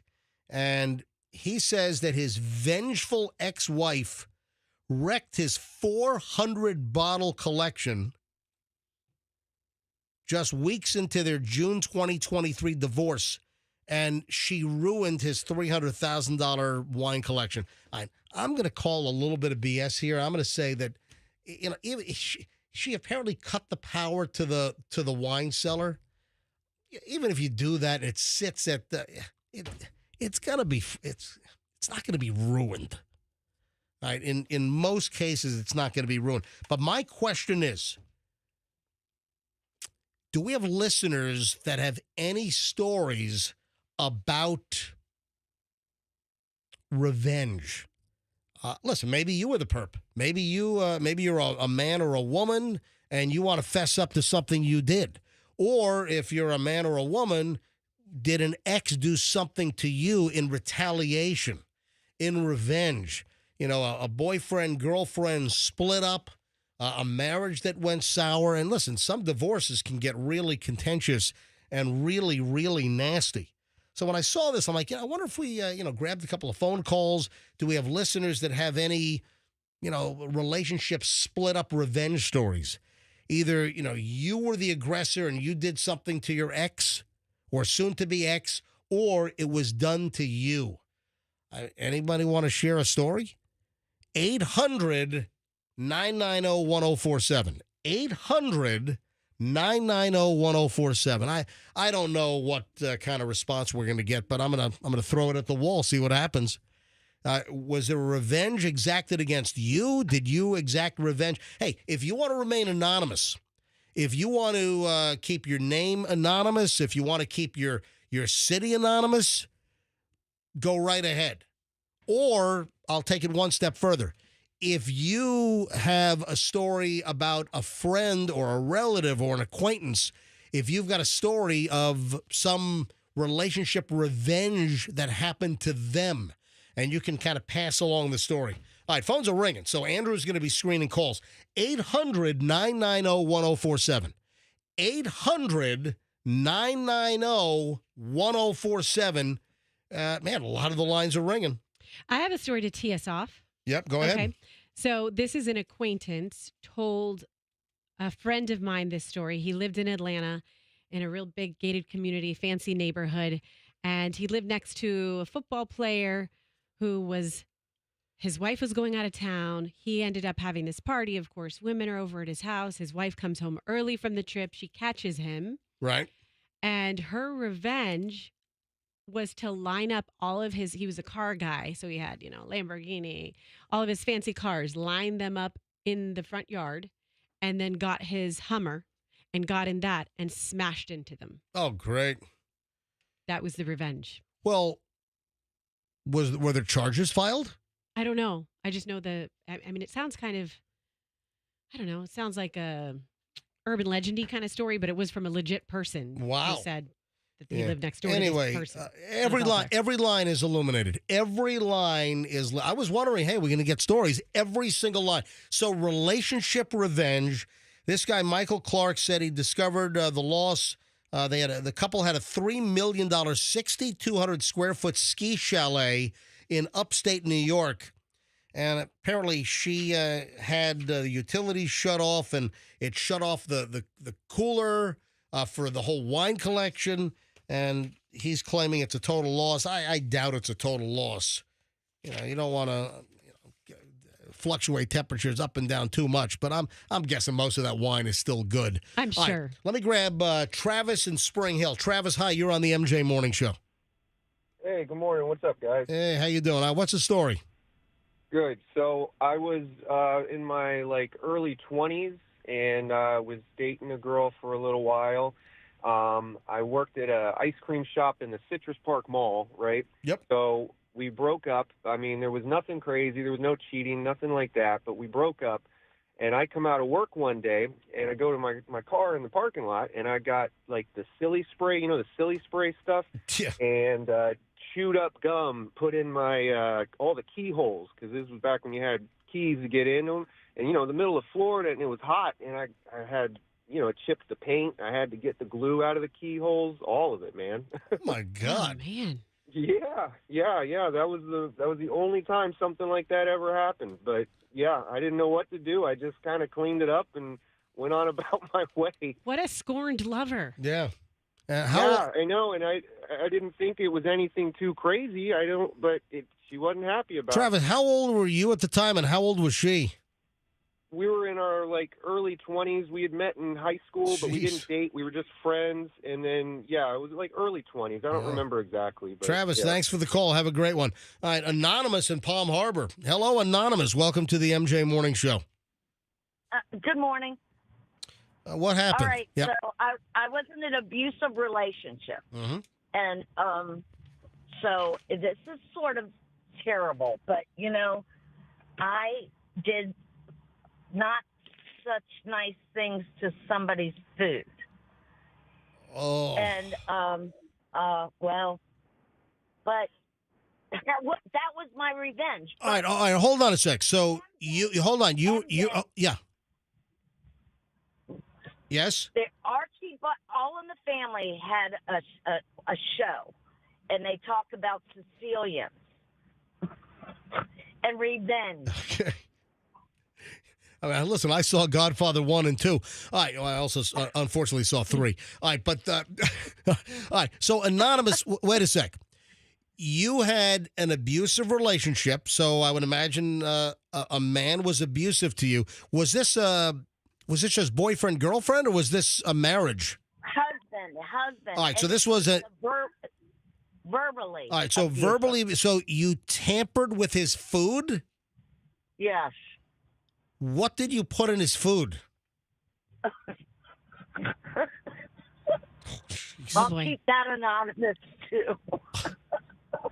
Well, I mean, give me a hint. What type of substance did you put in his food? God. Bodily fluids. I would spit in his food. You would see? all right, you would spit in his food. Right. All right, did you ever do anything like the Help? Remember the chocolate pie in the Help? No, I never did anything like that. Okay, all right, because that's a great scene. Remember, you ever see the movie The Help? Yeah, I have. That's an amazing movie. What a great movie that is. The Help. Oh my God! If you haven't seen The Help, did you see the? All I gotta say is, it made me feel better. How many? So, is the worst thing you did was spit in his food? I think there's yes, more. but if you don't think I thought about doing other things, Okay. Yeah, I got you. All right. Thank you, Anonymous. Have a nice day. You too. Bye-bye. Did you ever find a good? Before you go, did you ever find a good relationship? No, actually, we stayed married for years, and he actually ended up dying. But Okay. All right. Well, Sorry. all right. but now I'm a widower. Okay. Thank you, Anonymous. He was lucky I didn't kill. No, he's lucky I didn't kill him. Is all I got to say. Oh, really? All right. Really? Well, maybe you did.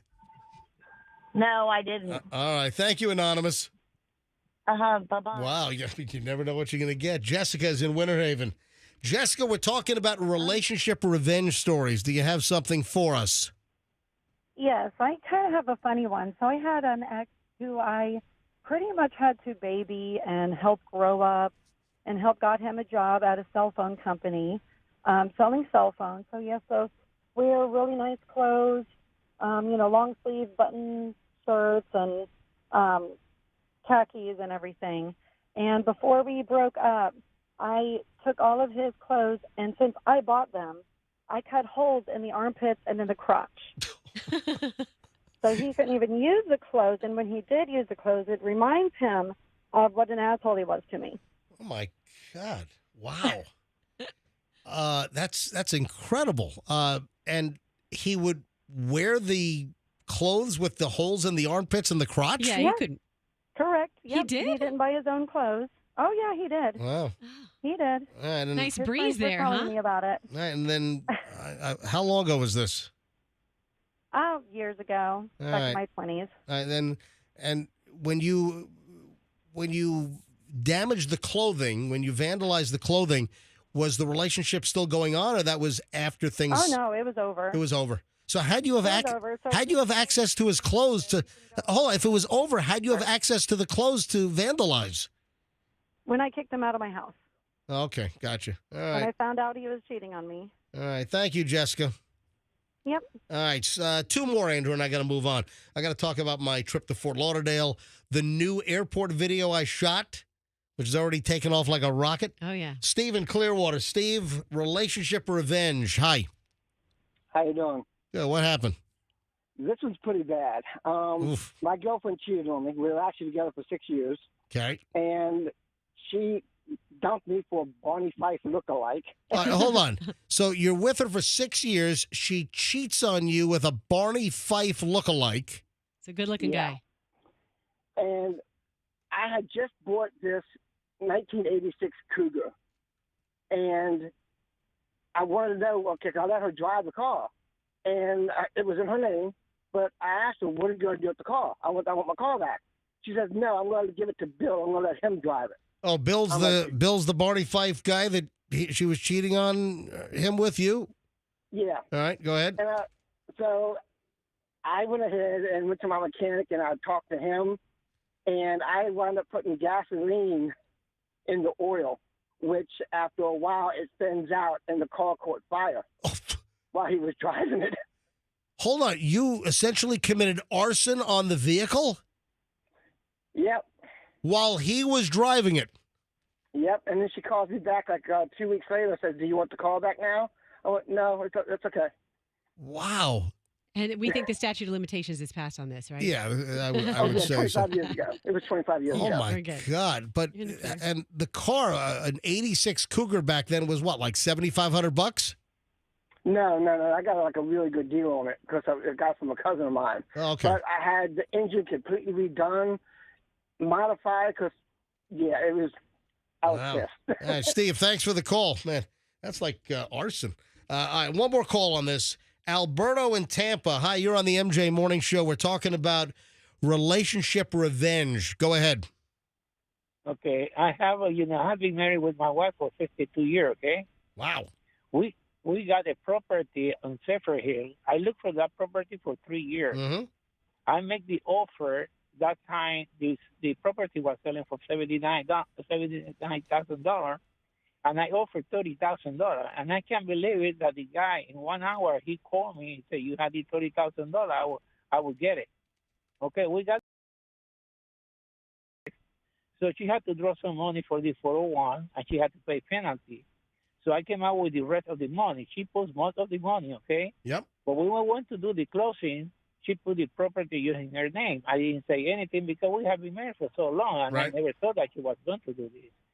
And we have been separated for a little while, like 12 years, but living together, which is really a nightmare. But And so she put the property in her name. Here that I was getting divorced, she got the property and she put it in the name of my daughter.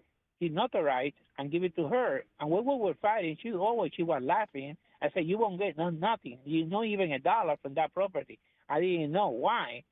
She knew that she put the property in her name, and I would get nothing. Wow. So what my daughter she did, she make about 2 years ago make her to clean all the property, acre and a half in Zephyr here, and we got the property because she was living there and we wanted to be close to her.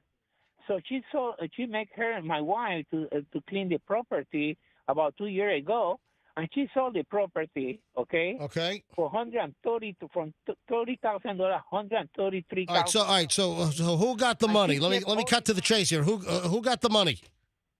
My daughter, she sold the property because my wife, she notarized the property in her name because she didn't want that I got nothing from that property. All right, so hold on. So it all worked out? Hold on. You're cut out, or your daughter kept the money? Yeah, she sold the property because what happened here? All right, hold on. I don't need any more. Did you get any of the money, Alberto? Nothing. Oh, We haven't got nothing. that's it. All right. Not even her. Listen, not even her. She got karma right away because she didn't got even a dollar. They kept all the money, her and her husband. Wow. Karma will get you. Yeah, Alberto, thank you very much. Appreciate the story. All right. That was took a while to get there, Andrew. 8:17 at the MJ Morning Show. All right. So I traveled this weekend on Spirit Airlines for the second time. My second round trip. I had never flown Spirit. I had always heard that, Spirit was kind of rough and, the nickel and dime. And listen, that's true. They do. But you know what you get. But I never thought I'd ever fly Spirit. So I flew Spirit for the very first time about, a couple of months ago. And it was fine. It was like exactly what I expected. I guess I had worked myself up into, it's going to be much worse than or it's going to be terrible. And it was not. I mean, and I even said that my experience on Spirit was fine. I flew from Tampa to Fort Lauderdale back to Tampa to visit my parents. Dad's getting up in years, so I need to, visit a little more often. And it was fine. It was fine. And I shot that video of the kid that was running away from the Spirit Airlines employees. There was a 6 or 7 year old kid that was an unaccompanied minor who had come up from Fort Lauderdale to Tampa, and no one was there to pick him up at the airport. The designated individual to pick him up was not there, so they had to babysit him at the gate, and the kid was bolting, running at full speed away from them down the terminal at Tampa International. So after like the fourth time, I'm like, my God, this is hysterical. I started rolling video. I posted that video online about this kid keep running away from the Spirit Airlines flight attendant and the gate agents babysitting him. The thing's got 2.8 million views so far. So that was the last time I was on Spirit. So I flew Spirit out on Saturday morning, 6:30 in the morning. And then I came back yesterday afternoon, had a nice time with my parents. And I'm at the and again, Spirit Airlines was fine. I bought the cheapest ticket with no add-ons. I don't pay extra, $27, $32 to pick my own seat. No. When you check in, 24 hours out, when check-in becomes available on the app, you look at the seat map. And when people start checking in that also did not select the seat because they don't want to pay for it, the airplane fills up from the rear. So you just wait for the right time. I don't want to be in the back of the plane, and I don't want a damn middle seat. So you keep looking at the seat map and refreshing, and you look at it, and right away. You look at it an hour later, 2 hours later. I wait, on my flights, I waited 8, 9, 10 hours before I checked in. And you got to time it. So you let the whole back of the plane fill up, and then you look at where kind of the seat map is and what's open, and, oh, look, there's the next one that someone selects, you're going to be put in the middle. So you wait for someone to grab the middle. So then you wait for the aisle or the windows. So it's kind of like a double dance. Yeah. You wait for the plane to fill up to get more towards the front of the plane, and then you make sure that the next available seat that's going to be assigned to a random check-in is not a middle.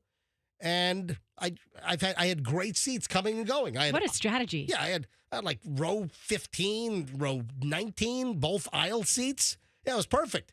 So that's how you kind of game the system.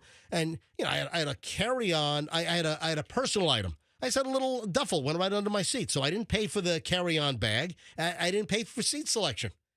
And that's how you do the Spirit deal. That's fine. All right, so I'm in Fort Lauderdale. I'm getting ready to come back yesterday. Got a brand new video, and this already, I think I've got close to 10,000 views already on this thing.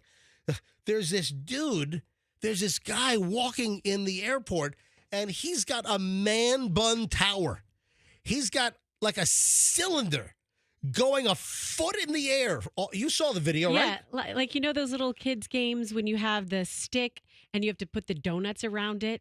Kind of like that. Because it's a stack of buns. It's got 9,000 views right now. I posted this yesterday afternoon.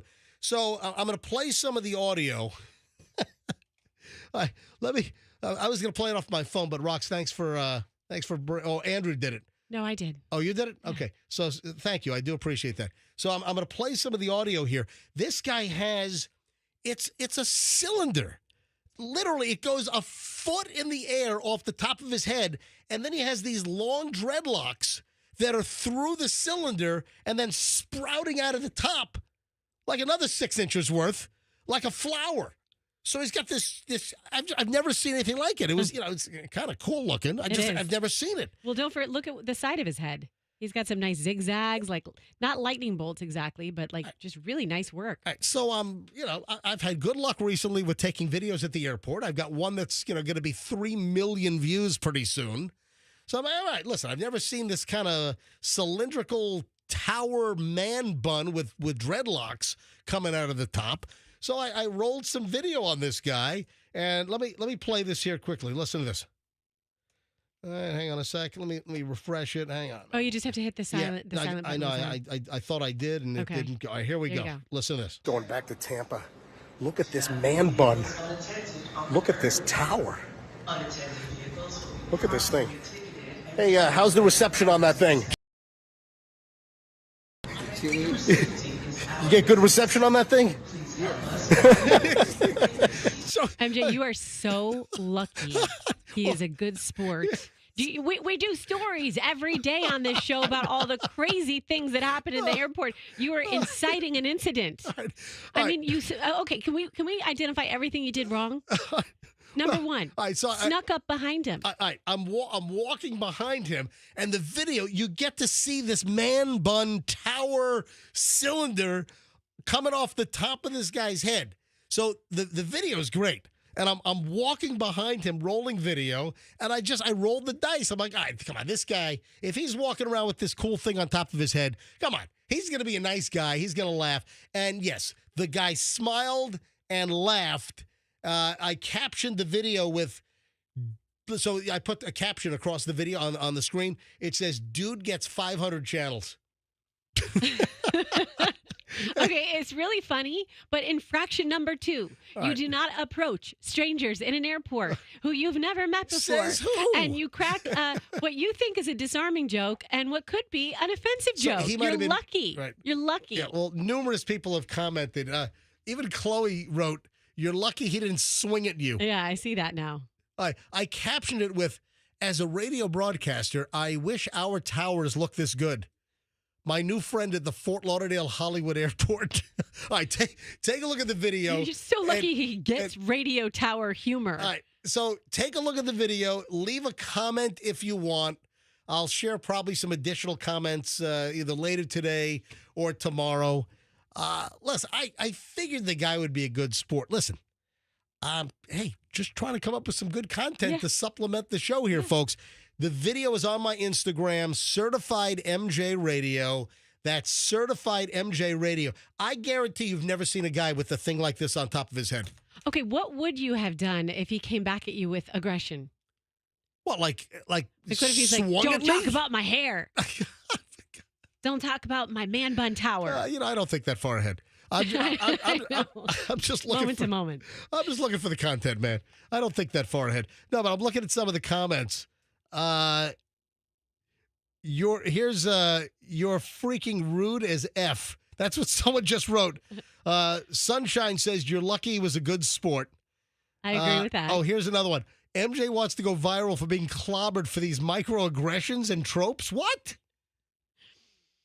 It's not a trope. It's not a microaggression. The guy had this. Listen, obviously he wants to be looked at. This is so different. Clearly, the guy wants people to notice it. You don't have a foot-tall cylinder with dreads going through the top and sprouting out like a flower. It looks cool.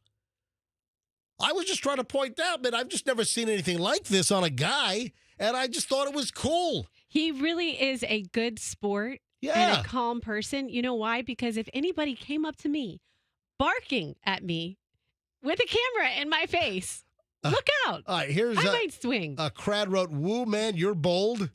I think you could have taken him. He's only 16 times bigger than you. Here's a Moving Wolf wrote, that's great. This will beat the kid running. I don't know. The kid running at the airport of Tampa a couple of months back, that's got 2.8 million views right now. But the comments, I think, are great. A lot of people with little laughing and, the crying smiley faces, laughing so hard I'm crying emoji. Got that one. I've had a bunch of those. Let's see. Rick says it's a good thing that the guy has a sense of humor. He could have kicked your ass. Kind of the same themes. Here's carrying a palm tree on your head is wild. I think that's what he's going for, because he obviously has long braided dreads that he pulled to the top of his head through the cylinder, and it's like the hair is wrapped around it, and then hair dreads come out of the top. Listen, the guy's a good sport. Listen, I'm just trying to come up with content for you, the MJ Morning Show consumer. That's what I'm trying to. I'm working for you. It's a Sunday afternoon at the Fort Lauderdale Airport, and I'm thinking of you, the MJ Morning Show content consumer. All right? It's here's Susan wrote, bah, ha, ha, ha, you're a mess. Trying to do a little research on this guy. What do we know about him? Okay, he's wearing a Butler 22 shirt. So that means he's a big Miami Heat fan. Yeah, look at that. My wife would have definitely talked this guy about his hair. Me, not so much. Here's one, good sense of humor. Do you think he put a condom on it while he's in the shower? Listen, all good questions. Creative. All right, take a look at the video. Do you think I'm a complete moron for doing this at the Fort Lauderdale Hollywood Airport yesterday? Take a look at this guy's cylinder hair bun shooting up out of the top of his head. The video is on my Instagram. at Certified MJ Radio. While you're there, give me a follow because you never know what the hell I'm going to do. Certified MJ Radio. That's Certified MJ Radio. Maybe he's part of air traffic control down there, sending radio waves out to the pilots. There you go. Yeah, I asked him how the reception was on that thing, and then I captioned it with "Dude gets 500 channels." And you think he's bringing in airplanes? I think he's landing airplanes with that thing. Cleared to land on runway 22 yeah. at Fort Lauderdale, Hollywood. All right, there's one other video I want you to take a look at. Did you see the video at my parents' house? No, I missed that one. Oh, my God. All right. So the other video, Roxanne, go to Certified MJ Radio. Go to Certified MJ Radio. It's this, let's see what it is. It's the fourth post. So, I've got, and then the rattlesnake. Did you see the rattlesnake? Yeah, and what's crazy about that is you and I had a quick rattlesnake conversation before I left on Friday. Do they tie together? Hold on to that thought. Because also the rattlesnake in our neighborhood on Friday night. Man, there's so much content on my Instagram, folks. I forget what I have. There's so much good stuff. All right, so at my parents' house, it's the fourth square now. So you got 3 across the top, and then it's the next one over on the left. The fourth square, it's captioned with "What is happening?" And I'm at my parents' house, and they have the biggest freaking fire hazard going on.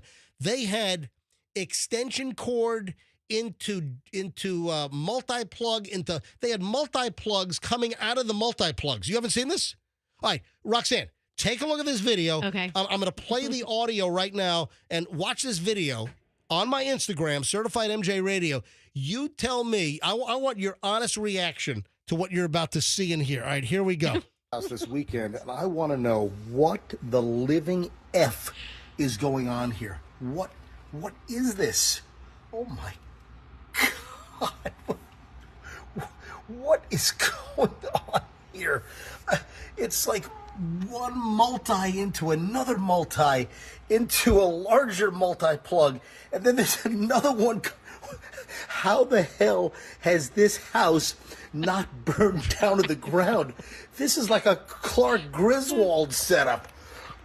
And then I'm like, oh my, I put on the shocked face. I mean, there has to be 20 things plugged into one outlet. Yeah. Okay. It's multi into multi. I mean, I've never seen anything like this. I'm like, what is going on here? I'm like, you can't do this. How have the breakers not tripped? Yeah, right? I mean, what is going on?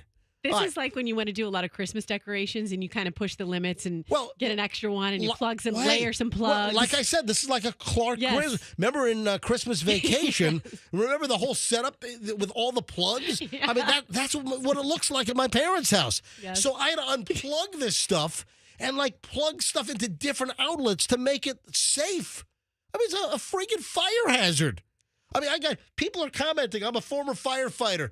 I can't believe the house is still standing. All right. Anyway, you have to see what I stumbled into at my parents' house. Again, the video's on my Instagram, Certified MJ Radio, Certified MJ Radio. And then the final thing I have to just say, the 2 issues with this video. Yep. Not only the plug upon plug upon plug, and the number of plugs that are there, but they're like tangled, like your parents were trying to do cat's cradle with the plugs, like just do different designs. I mean, everything was like a tangly, clustery. I have no idea what's going on here. Folks, it's bizarre. It's on my Instagram, Certified MJ Radio. It's the 4th item right now, Certified MJ Radio. And then the rattlesnake. Now, listen. I'm not a newbie. I wasn't born yesterday. I know that there are rattlesnakes in South Tampa. I have never seen. It's mostly in the brush. It's right near where the West Shore Yacht Club is, right in that area. It's called. I don't know if they call it anymore, but it used to be called Rattlesnake Point.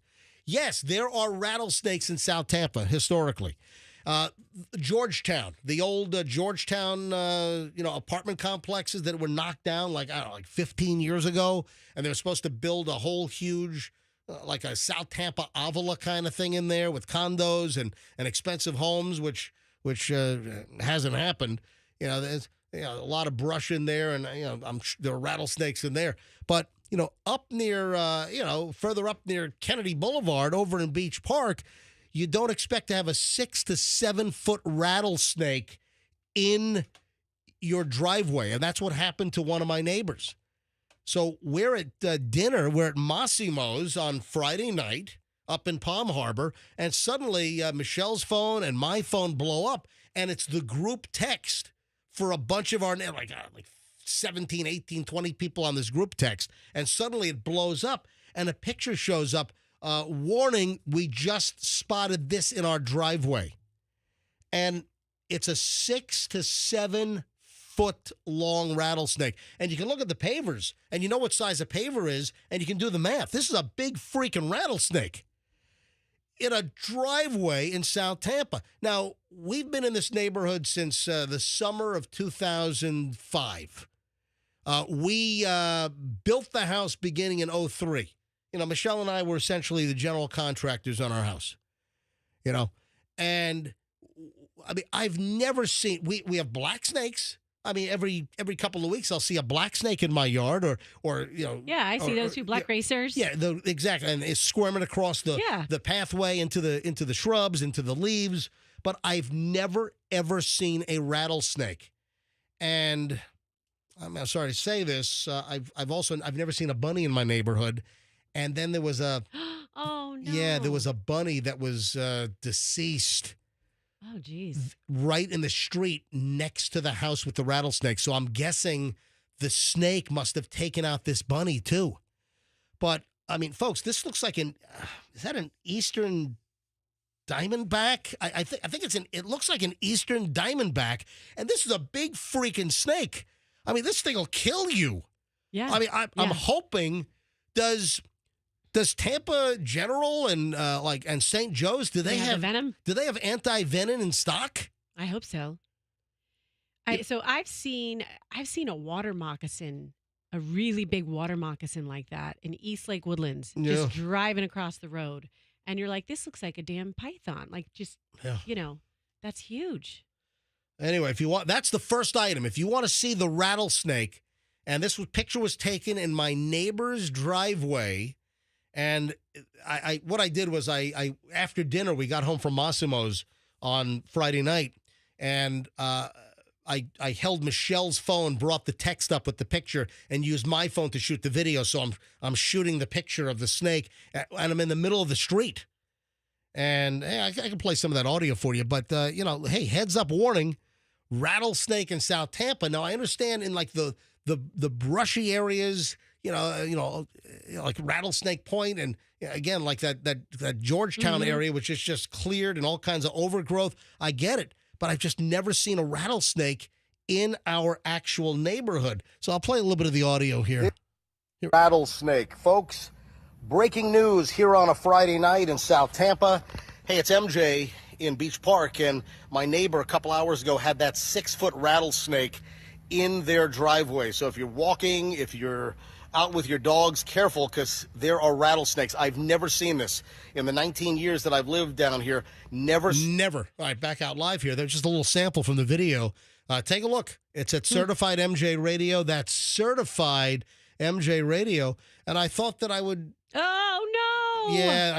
For God's sake, why do you have to put that on there? I know. So the rabbit that the snake we think took out, I did show the rabbit. Okay, put a trigger warning on that. Are you all triggered? I'm sorry. Yeah, put a warning on that. Anyway, Don't watch to the end. It's on my Instagram, Certified M. Very busy. A lot of crap on my Instagram right now. Yeah, I'll say. And I'm talking about variety. You know, you have stations, the best music variety. I've got the best Instagram variety. Oh, you do. From rattlesnakes to guys with a giant cylinder hair tower at the Fort Lauderdale airport.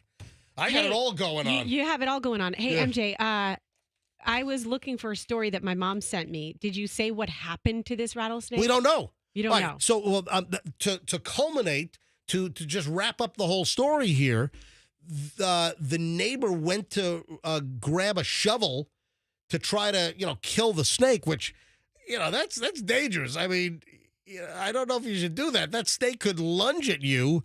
And, next thing you know, you're in an ambulance getting raced to TGH, hoping they're having the anti-venom. Baycare St. Joe's Hospital ER has anti-venom. Say it again? Baycare St. Joe's Hospital ER has anti-venom. I think anti-venin. Huh? Venin, V-E-N-I-N, anti-venin. What? Yeah, that's the proper way. You know, some people do say anti-venom, but anti-venin, venin, is actually the correct. And it's expensive as you know what. It's my understanding that anti-venin treatment for a rattlesnake bite, it could cost like $100,000. I mean, it's not like you show up and get a tetanus shot. I mean, anti-venin treatment is ridiculously expensive. So hopefully, if you get bitten by a poisonous snake, hopefully your insurance covers the anti-venin. Because it's expensive as hell. And here we go. Yeah. Anti-venom, also known as anti-venin. No, it's anti-venin, also known as anti-venom. Look, you talk to Wikipedia about this. Yeah. Pick your bone with them. I'm reading straight from Wikipedia. Yeah. But, I mean, why wouldn't it be called anti-venom? Because you get the venom in you. You want the anti-venom to get it out. That's what most people assume. But in the medical field, most doctors, they call it you're a doctor. Anti-venin. Mm-hmm. No, I've always known it to be you would think that it's anti-venom because you get bitten and the snake with its fangs injects you with venom, venom. But for whatever reason, it's anti-venin, venin. All right, moving along here on the MJ Morning Show. So heads up, rattlesnakes where you least expect. And no one knows where the rattlesnake is. Can I tell you, I hope that you're never, can you imagine if you were a physician and I'm in there, I've just been bitten by a rattlesnake, and you're like arguing with your attendant. No, go get she's like, get the anti-venom. And you're like, no, the anti-venin. It's not anti-venom. I don't know what you're talking about. All right. But the scary thing is, no one knows where the rattler went. Ooh. The neighbor went to go grab a shovel to try to take its head off, and the snake slithered away. So somewhere in my neighborhood, we've got a 6 to 7 foot rattler. Just rattling around. Just somewhere. And the last thing you want is to be like pulling some weeds. Oh my God, I just got bitten. Oh my God, suck it out. Suck it out. You know, are you supposed to do that? Or is that just in the movies? Where I think it's like in cowboy movies. That's it. They suck the venom out of your wound. Did I tell you my mom? So I did. My mom sent me an alarmist rattlesnake video or rattlesnake warning. Yeah. And it wasn't that I was making fun of it, but I was like, okay, how often does this happen? Suck it out! Suck it out! Oh, God, I'm sorry. Go ahead. How often does this happen? But now, if they're floating around South Tampa, if they're rattling around, I'm going to heed this warning. Fire department warned pool owners about snakes living inside of pool noodles. So if you just have your little pool noodle, this is what it says. What? The little hole in... Yeah. Well, I guess snakes can, pretty much, it's like rats. They can squeeze through like a pinhole, it seems. One family was shocked when they went out for a swim one day, discovered something living inside their pool noodles. Hold on, where did your mom get this story? Facebook. This sounds like urban legend. This is like urban legend galore. No, I see the source here. It's called secretlifeofmom.com. Okay, all right. And they let me bookmark that. Yeah, bookmark that. Right. Discovered something was living inside their pool noodles. As they picked them up, they got the fright of their lives. It was a black mamba like in Kill Bill. No, even worse is a young rattlesnake slipped out from inside the tube. So aren't the young, do they say, is that an urban legend? Have we talked about that? Are the younger snakes more venomous? I think we talked about that one time. I don't remember what the right answer was. So they found baby rattlesnakes. Oh my God. Alert. Urban legend story of the day. Snakes living in pool noodle holes. Oh my God. Be careful when you go into your pantry. Make sure snakes have not taken up residence in your bucatini. Bucatini's the thicker spaghetti with the hole in the middle. Ones, yeah. Or rigatoni. Right I got snakes living in my rigatoni. My bronze die cut rigatoni. Stop. Morning. You know what? You ought to have your mom send us one of these urban legends every day. You know what? You're making jokes about my mom. Yeah. She's all into your die cut because you talk about it all the time. Yes. Now that she's sold on that. Folks, so you warned her about your noodles. Now she's warning you about the noodle stuff she's heard about. Right, listen, the bottom line, folks, if you like pasta, stop buying crap. Buy bronze die cut pasta. You need imported Italian pasta. If you're buying, listen, the best thing, if you can make your own pasta with semolina, if you can make your own pasta, that's obviously great. But the manufactured high quality Italian pasta. If you're buying Ronzoni, give me your address. I'm going to come beat you over the head with your skillet. All right. So if you like pasta, Publix sells a couple of good brands. Publix sells Rummo, Rummo. Rummo is fantastic. Rummo at Publix. They just started carrying it like in the last year. So Rummo, and then at Fresh Market, they have Rusticella d'Abruzzo. Rusticella d'Abruzzo. Another, it's like in a brown paper baggy looking wrapper. Rusticella, Rustichella, D' Abruzzo. Great stuff. Also, Rayo's. The Rayo's brand. Rayo's has a bronze die cut. Stop buying crap pasta. You'll taste the difference. And don't murder your pasta. Cook it al dente. Make sure it's got a bite to the tooth. Don't mush out and ruin your pasta. People overcook their pasta to a mushy freaking mess. Again, I'm a big al dente fan. Yeah, give me your address. I'll run my car through your garage right now. Don't buy good pasta and don't overcook it. Al dente. Should have a little bite to it. Like a rigatoni. You know the deal on a rigatoni noodle, right? What's the deal with the rigatoni and noodle? even Tell me. penne, rigatoni, spaghetti, you should, and real Italian chefs, they know the basic time to cook it, but they always take a piece or a strand out and take a bite to make sure it's right. So there should be a little uncooked ring in your pasta. So a penne, a rigatoni, if you bite it, there should be a very, very, like the edge of a paper thin, uncooked portion in the very center of that ring for great al dente. And if you're buying ragu, I'm going to come smack your face off. All right? The ragu alert. Don't get smacked by MJ. Are we done? Yeah, I think so. But I do want to say, MJ, we're doing all this certified MJ radio content on IG. Yeah. I want to, let's bookmark it whenever you're in the mood. Yeah. I've got some stuff on my IG that I could share. Yeah, we did last week. You took an ice bath. Yeah, and more stuff happened over the weekend. In a bikini. Yeah, that wasn't just the notable part. All right, we'll make some time for it. I think Saturday morning at 6 a.m. What do you think? No, okay. I'm kidding. Hey, if you're a Jason Momoa fan, Speaking of Saturday morning. Yes, next Saturday. This is hot. This is going to be a hot ticket. Would you like to meet Jason Momoa this Saturday? I have some VIP tickets. Now, I'm not giving it away today. This is a teaser. My friends at Lucan's Fine Wine and Spirits, Lucan's, they're going to have Jason Momoa with Blaine Halverson at the Midtown location. This is the new Lucan's in South Tampa between 275 and Kennedy Boulevard. It's just south of Midtown. It's the old Rooms to Go Kids location right near Donatello and just down from Carrabba's on Southdale Mabry. Actually, that's Northdale Mabry, right? Because isn't the divider is Kennedy, right? The divider is Kennedy. Yeah, Kennedy. All right, so just north of Kennedy, south of 275 at Lucan's, Jason Momoa is going to be there on Saturday, this Saturday the 14th from 10:30 to 12:30. And Lucan's has given me some VIP passes to give away.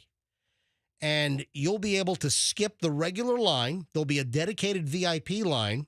You'll have guaranteed access to meet Jason Momoa and Blaine Halverson. They'll give you a case of their vodka. So they have it's Meili it's MEILI. It's Hawaiian, and Jason Momoa is part of this vodka. He's going to be in town, shaking hands, taking time to meet you.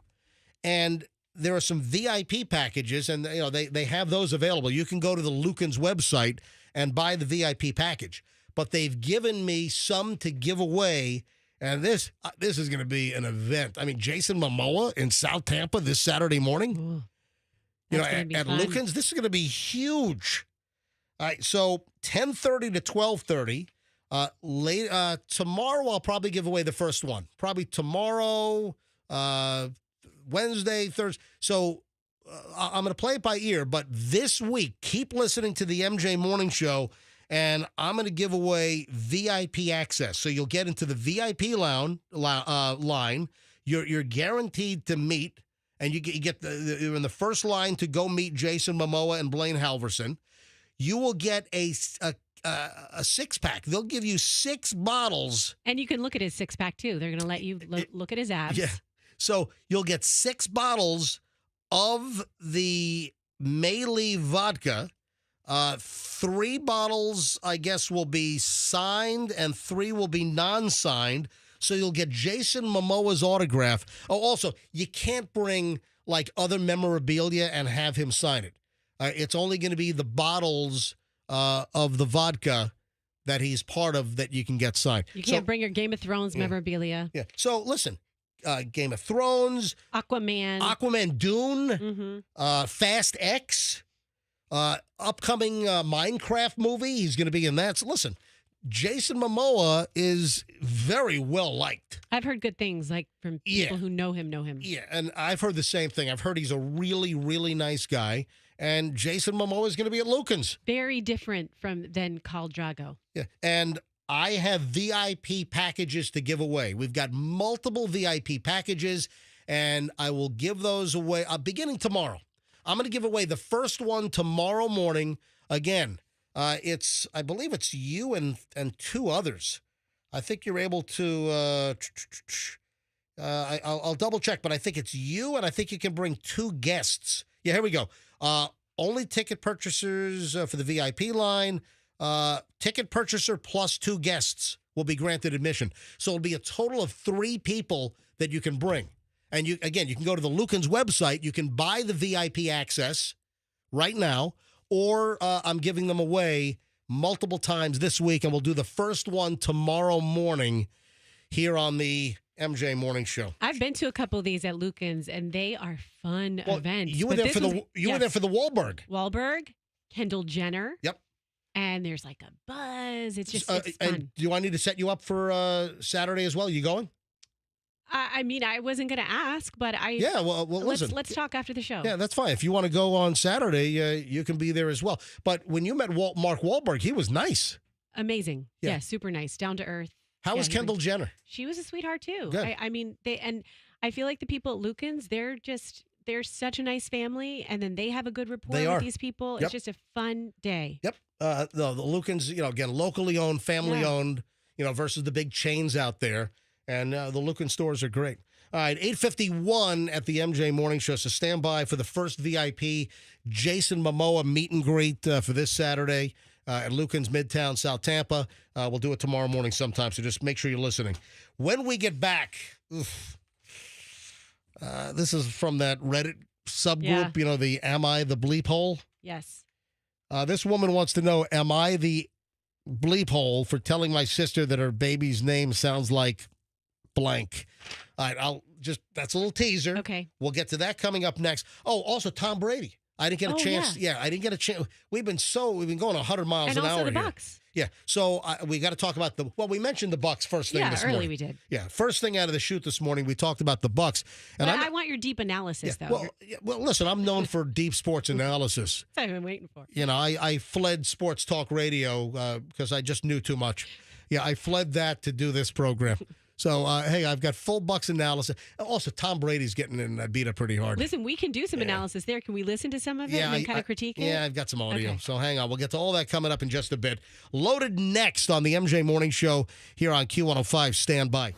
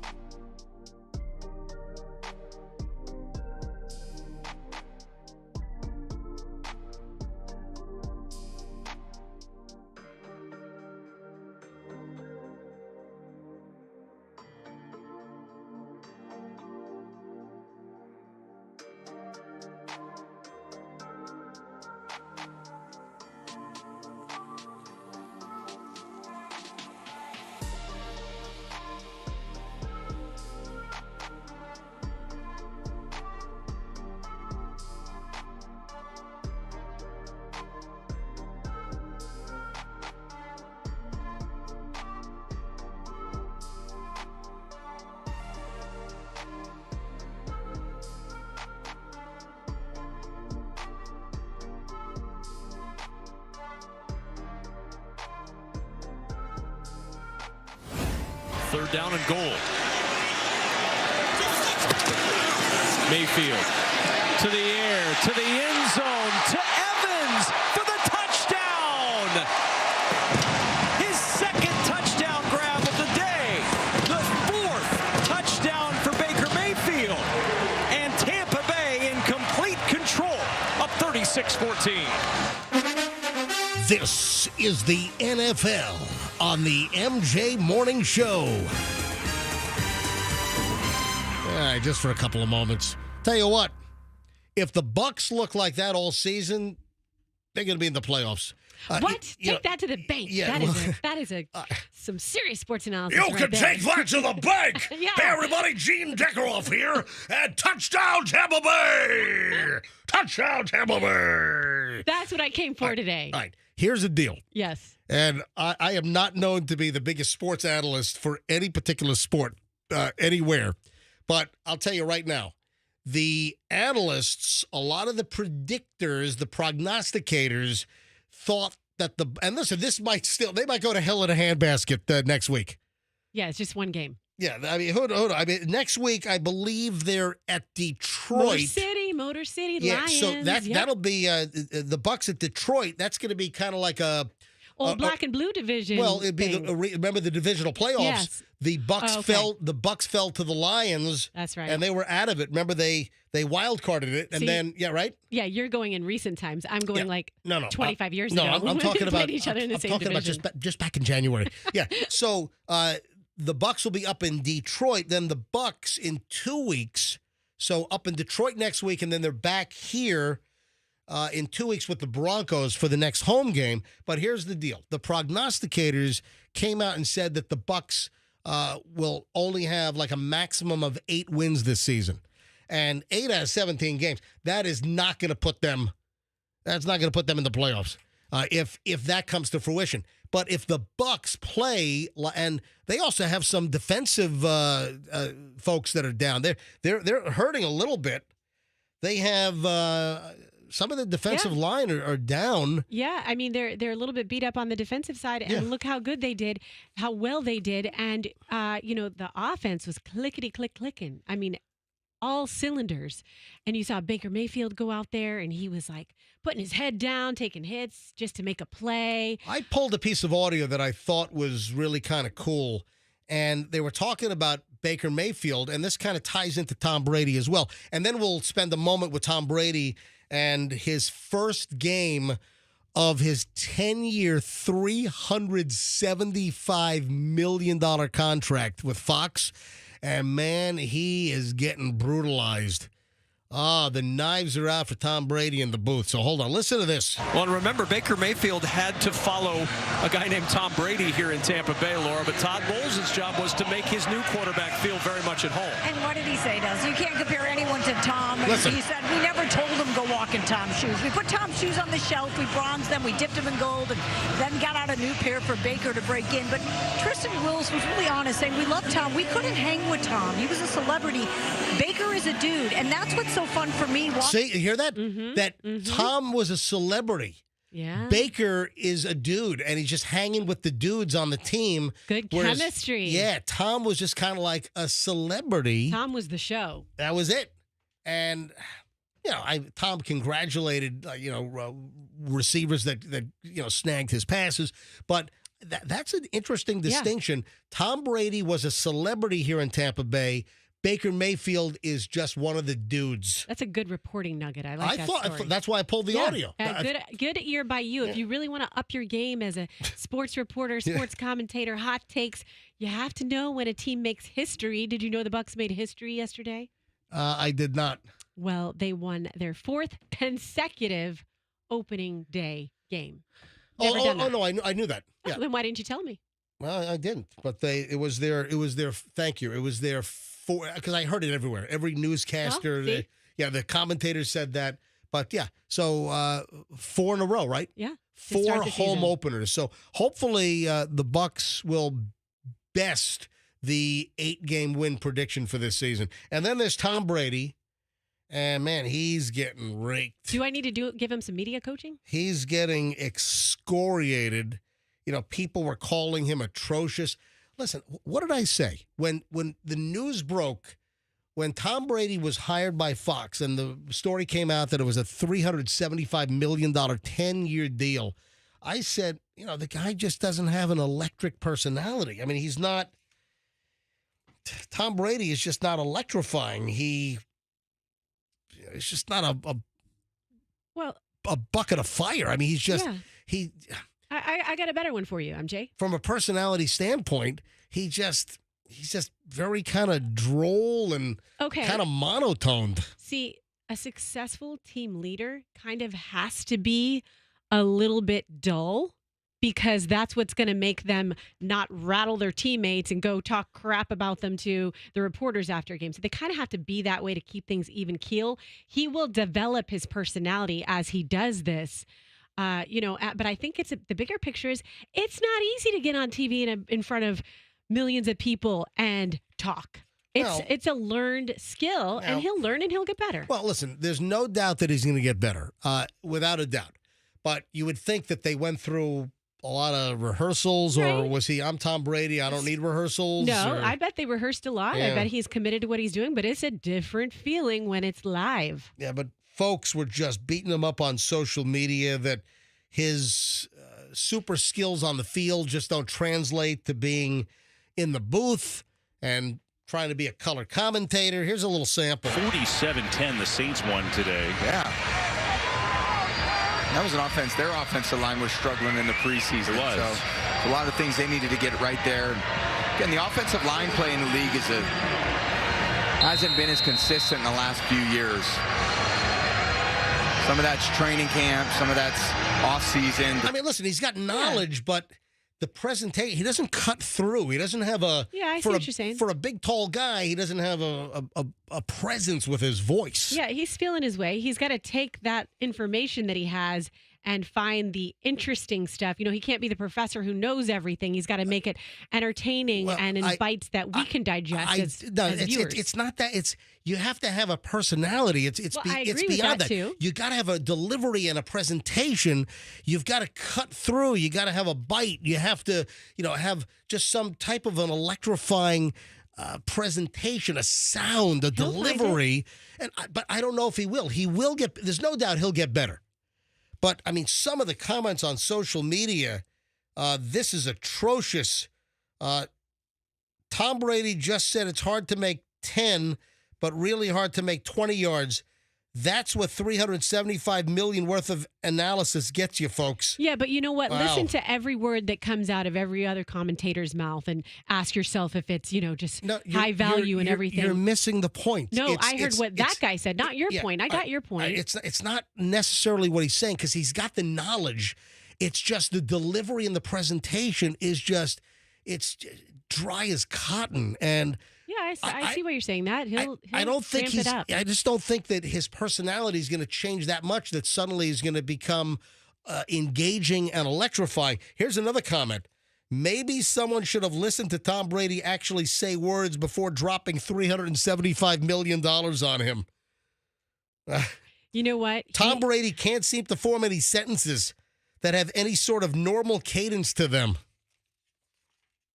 I'd like to see those people doing those comments do it better. Listen, you're right. I mean, I agree with you that a lot of, Monday morning quarterbacking occurs, or a lot of people like to critique, and let's see you do it, smart guy. Listen, I'm in a position where I think that I've earned the right to be able to critique.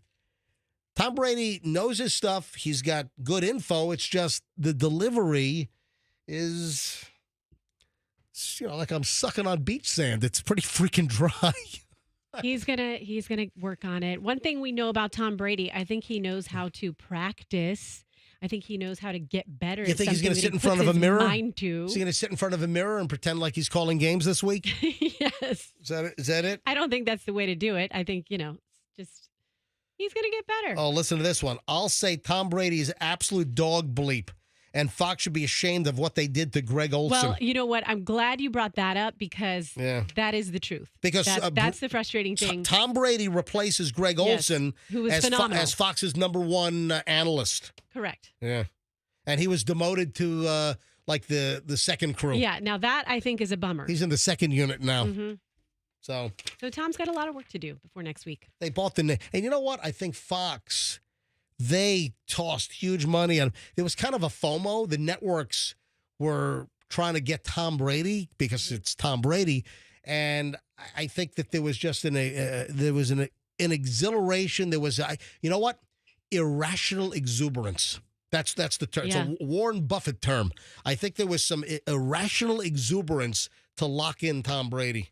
So, but very, very, very, very dry. All right, listen to this. The question is, am I the bleep hole?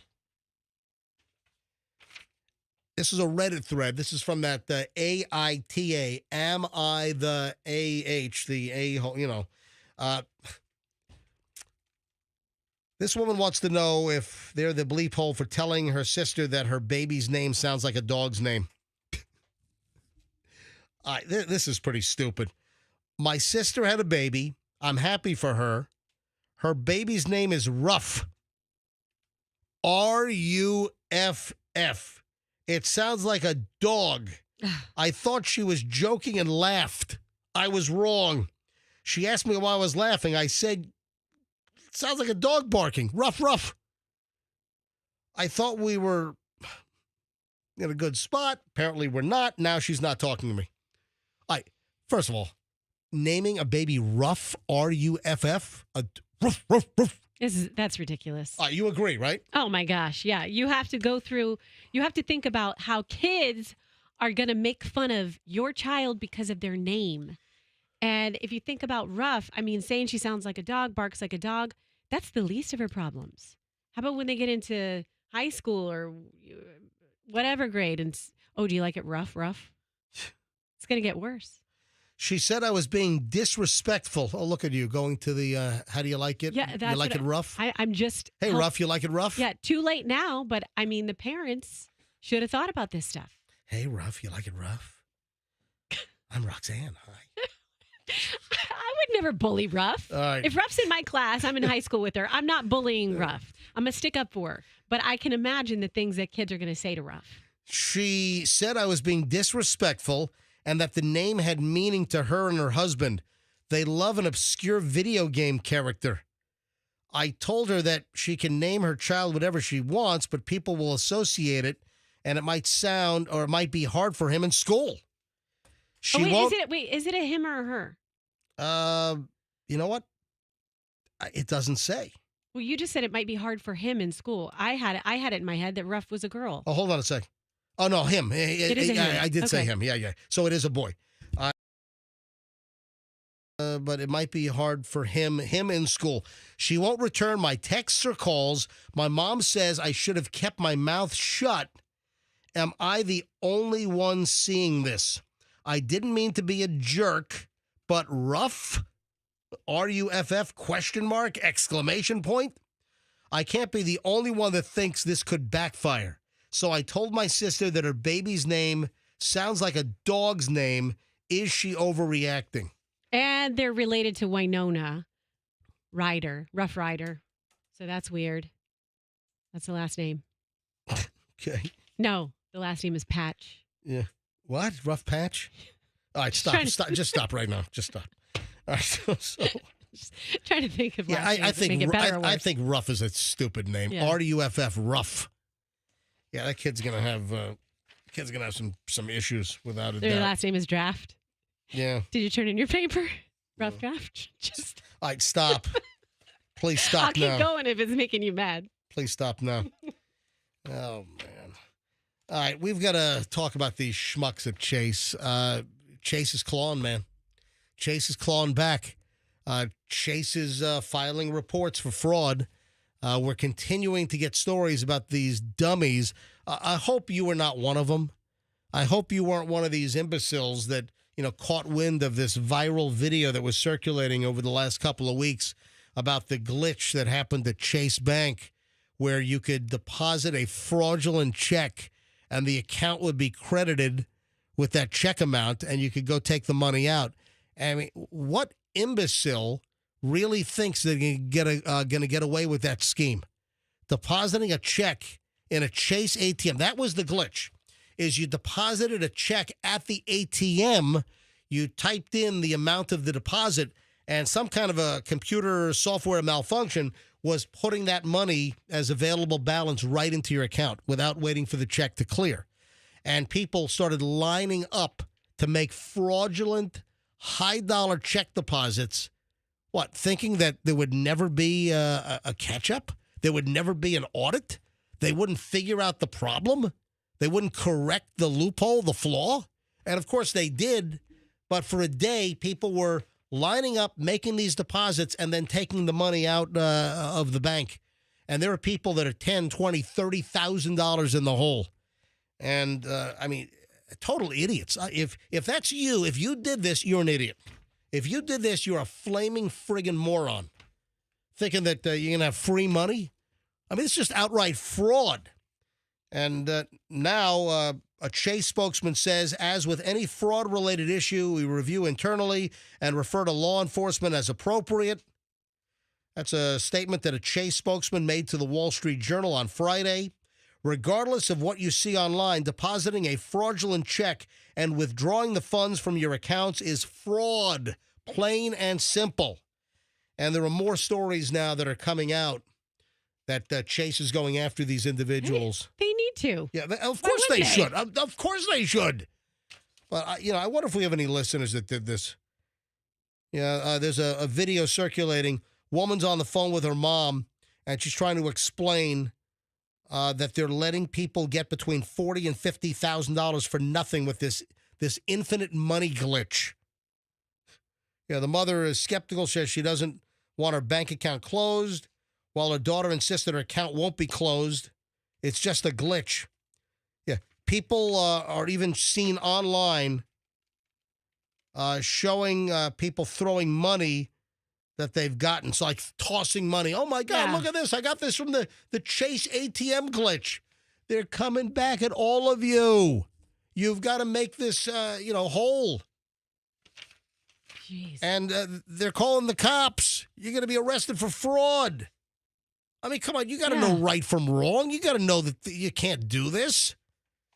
All right. Final chunk of the MJ Morning Show is next. Oh, if you're a Jeopardy or a Wheel of Fortune watcher, we got something you got to hear. Listen, one show is more cerebral than the other, obviously. But if you watch these shows, there's something you need to know. There's a health observation. If you're a Jeopardy or Wheel of Fortune watcher, what does this have to do with your health? You get dizzy. Well, I'm going to explain next here on the MJ Morning Show on Q105. Stand by. The Cake Girl.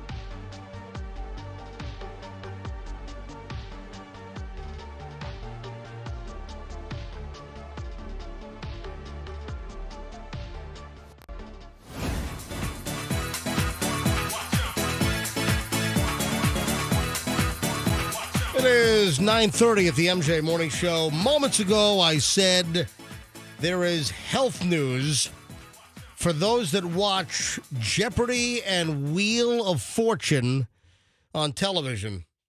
That's, 7 to 8 o'clock. What runs first locally? On Channel 10 runs those shows, right? So CBS 10, Channel 10 here in Tampa Bay.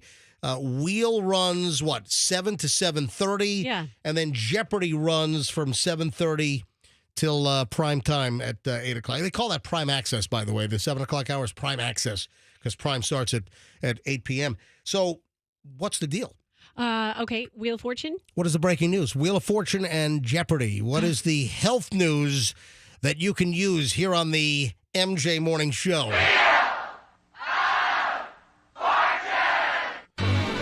And, of course,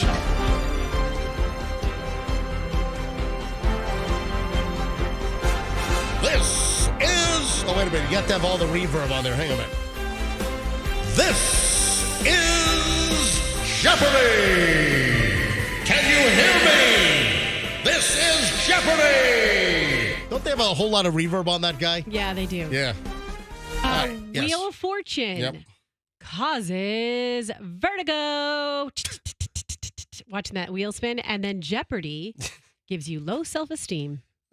So why... Is that the health news? Why would you navigate or why would you gravitate to negative health effects?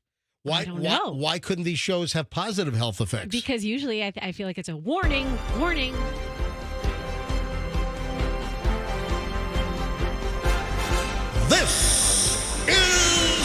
Jeopardy! Should I do the whole rest of the show in the Jeopardy announcer reverb chamber? Please do not. You're in here with me, Roxanne. It's like we're taking a shower together. Don't look at me. All right. All right. No, it's positive. Actually, we can tell secrets in the shower. That's the only place we're safe from our cell phones. It's positive health news. Watching game shows like Jeopardy and Wheel of Fortune can boost cognitive health. Okay, that's great. Yeah, so it's not negative. See, you always want to take the low road. Yeah, that's me. You're glass always half empty. You're always half empty. Yeah, see, I'm always glass half full kind of guy. You. Yeah. Game shows can boost your problem-solving skills, improve memory, strengthen your mind. This is according to new research. But see, with Wheel of Fortune, it was when Pat Sajak was host. Now that Ryan Seacrest is going to, now it's going to turn you into a drooling moron. No, I'm just not a Ryan Seacrest fan. I just, we'll see. Hey, yeah. Speaking of shows, have we talked about the 1% Club? Have you seen this show? No, I have not. This is a new show. Yeah. I was watching it. I don't even know where it's aired. My sister was making me watch it on Friday night. You were watching it and you don't know where it was aired? No, my sister does this to me. She has this thing every time I'm at her house. I could be, in the middle of eating. I could be in the middle of doing something with the kids, and she'll come over. She'll put her phone in my face and try to get me to watch something on her phone, whether it's a new TV show or whether it's a Netflix stand-up routine. She's always shoving her phone in my face with content. Okay, so she made me watch this 1% Club, and it is good, MJ. You would like it. It's an American game show. I'm trying to find where it's aired, and so they have 100 contestants. And they want to find out if you're the smartest 1% in the country. So they've taken a survey of all these Americans. It's on Fox. Is it on Fox? Okay, there you go. And it's hosted by Patton Oswalt. That guy's been in everything. He's funny. Patton Oswalt shares details about the game show, The 1% Club. Yeah. So they start with one question that 90% of America got right. Then they go down to 80 and so on and so forth. And they were like 15 questions until they get to that last 1% question. And then only 1% of Americans they claim know the answer to that question. Exactly. Do you have a 1% question? Right off the top of my head? Yeah. No. I mean, maybe I need that. I can answer a 1% club, but I don't have a 1% memory. Can you find some of the questions? Yes. Yeah, I want a sample question of what was only 1% know the answer to this question. Okay, so I'll tell you one that was the 90% of Americans know it. And here's the thing. People miss it. And then they put the spotlight on them and they're like, man, what were you thinking? Well, because if you look at it, 90% know the answer, 10% are idiots. Yeah. All right, so what was the question for 90%? For the 90% was they said, which of the following is red? And it was spelled READ. And it was in bold capital letters. Okay. Which of the following is red? Question mark. And there was a photo of like a red truck. There was a photo of a book, and there was a photo of a red apple. And 10% of those people, they picked apple. What? Yeah, red. Because it was red, the color. You read or read a book. Yeah, exactly. Oh exactly. But God, I think, I think the pressure, they must have panicked too. I'm sure that's a lot of pressure, but it's embarrassing. Then they look at him and go, geez, what were you thinking? Man, my toilet seat is smarter than those people. Yeah. So... But they do like sequences. Well, it's kind of like... Give me a 1%. Trying to think, do you have a 1%? Can you find one? Yeah. Give me a 1% of America only knows this one. Okay. So... Are you looking at do they have a website? They have a website. Which of these words could logically join this list? Oh, what is this, like an SAT exactly. association deal? So the list is bear. So this to that is precisely. Yeah. It's that kind of stuff. Right. So the list is bear, flower, male, night with a KNIGHT. Mm-hmm. Okay, bear, flower is in the stuff that you cook with, mail, as in what you get from a mailbox, and night, as in Game of Thrones. And the choices are apple, week, table, and cat. I have no idea. Where are you viewing this? I just found this. Do you have the answer? Well, it's going to take me a second. I'm going to have to take the whole darn quiz. No, that's all right. All right, so those are the tough kind of questions, right? The 1% Club. Yeah, and the funny thing is that the host was asking, like, what are you going to do with the money if you win? And so many people were picking, they were going to. What are you doing? The people that picked Apple as READ as the answer, they're already trying to spend the money? They were getting like BBLs and mommy makeovers. As in Brazilian, I'm going to get a Brazilian butt lift? Yeah, and he's like, wow, you really, this one lady's like, I just had a baby. I got more brains in my ass than I do in my head. I just had a baby. I'm going to get a mommy makeover. And he's like, okay, sounds like you really care about your kids. Great. All right, so speaking of television, the folks at NBC have cut The Tonight Show with Jimmy Fallon down to 4 nights. Oh, I saw that. Who was it that said that in 10 years there won't even be any of these late night shows? Was that Jimmy Kimmel? Oh, yeah. I think Jimmy Kimmel said that. Mm-hmm. Listen, folks, media, traditional media is just, it's having trouble. Yeah. You look at television and listen, even radio, we have our pressures. Now, more people use radio daily, during the course of a week. More Americans use radio than most other mediums.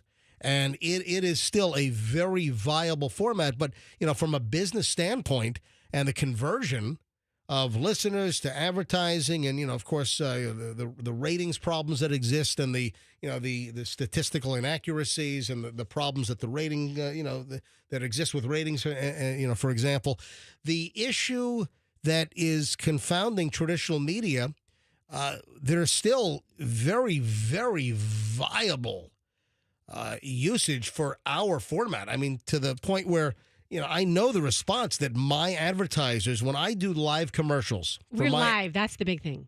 We're happening right now. Yeah, absolutely. But when I do my commercials for my various sponsors on this show, great sponsors, they are getting phenomenal response.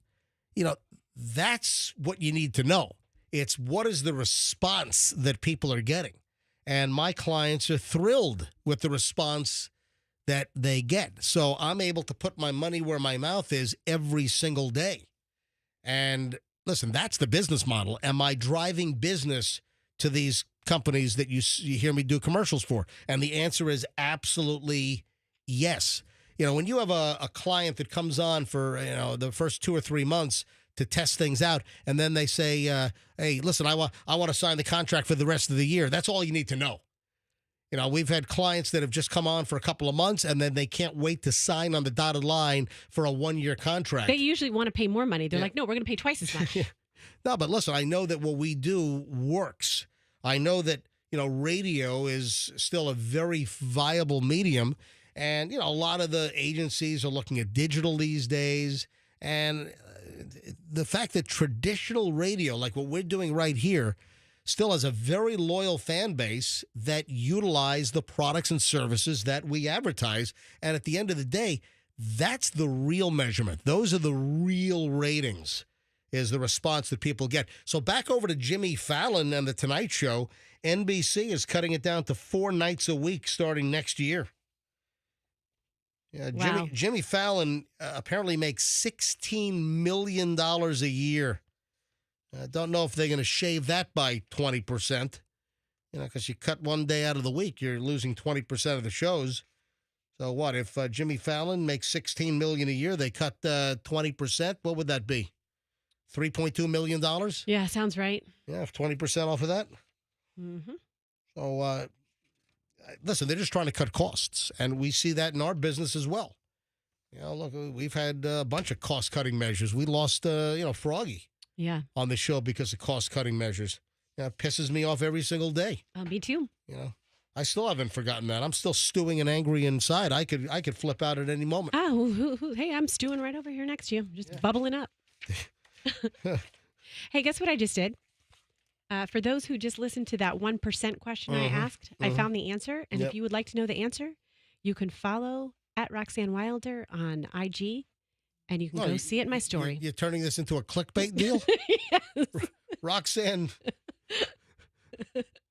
a pathetic attempt to get followers. Yeah. Which, I do every day. All right, so I have, what time is it? Oh my God, it's 9:42. I've got so much stuff that I didn't get to today. See, I don't know if I want to take phones on some of this stuff. Oh, well, we don't have time to do that today. No, we don't. I mean, because we're really at the end of the program here. But for instance, I guess I can tease some of this stuff. Nico Cotto Avocado. Do you know who this guy is? No, but I heard some avocado news today. No, it's nothing. Don't. Andrew, have you heard of Nico Cotto Avocado? This YouTuber. Have you ever heard of this? My daughter. I asked Chloe about him last night. Oh yeah, I've heard of him. I'm not familiar with him. Yeah. So this Nico Cotto Avocado is known for grotesque mukbang videos, and apparently he lost 250 pounds. And he had this drastic weight loss, and he hid that from fans. Fans used to go watch this guy in his crazy videos as he's eating stuff, and now he's revealed that this was all a big social media experiment, and like the joke is on you. And the guy makes millions of dollars a year. Anyway, we got to talk about this Nico Cotto Avocado, a YouTube star known for his gluttonous mukbang eating video. I don't even know what that means. Mukbang. Says he lost 250 pounds, all while convincing his millions of fans that he was still dangerously overweight. He's got 4 million subscribers on YouTube, this guy. Wow. Yeah, here's a little audio from his YouTube. 2 steps ahead. I am always 2 steps ahead. Sound like a creep. Yeah, he does. This has been the greatest social experiment. Hey, little kids, come to my van and see the puppies I have inside. It's alluring. It's compelling. It's gripping. So I am the villain. All right, so this is this Nico Cotto Avocado. Is Nico Avocado from Mexico? All right, we got to talk about this dude tomorrow. Okay. Because I got to find out. And he's essentially saying to all of his viewers, hey, the joke's on you. Is he done now? I mean, if he's sort of like calling out his fans and trying to fool his fans, and that it was all a social media experiment, and the guy made millions of dollars, is anyone going to follow him? We got to get into this tomorrow. I got to take some phone calls and see if people. I need to do a little more research on this guy and talk to some of our listeners. Hey, wanted to get to this earlier, and I had no idea this is a problem. The people that are trying to bring these cat eyes through TSA checkpoint, they're like brass knuckles, but it's like the shape of a cat's head, and the cat eyeballs you put your fingers through, and then the cat ears are like these triangular metal spikes, and the freaking thing's a weapon. They're called cat eyes, and I saw a story on this over the weekend. I found a TSA.gov actual posting on this. Transportation security officers are seeing a proliferation of cat eyes weapons being carried to checkpoints, items that are slowing checkpoint security lines. Cat eyes, which perhaps are better known for their dangerous ears than their eyes, fall along the lines of brass knuckles. A user places their fingers through the cat's eyes, and the ears become dangerous weapons, much like a set of brass knuckles.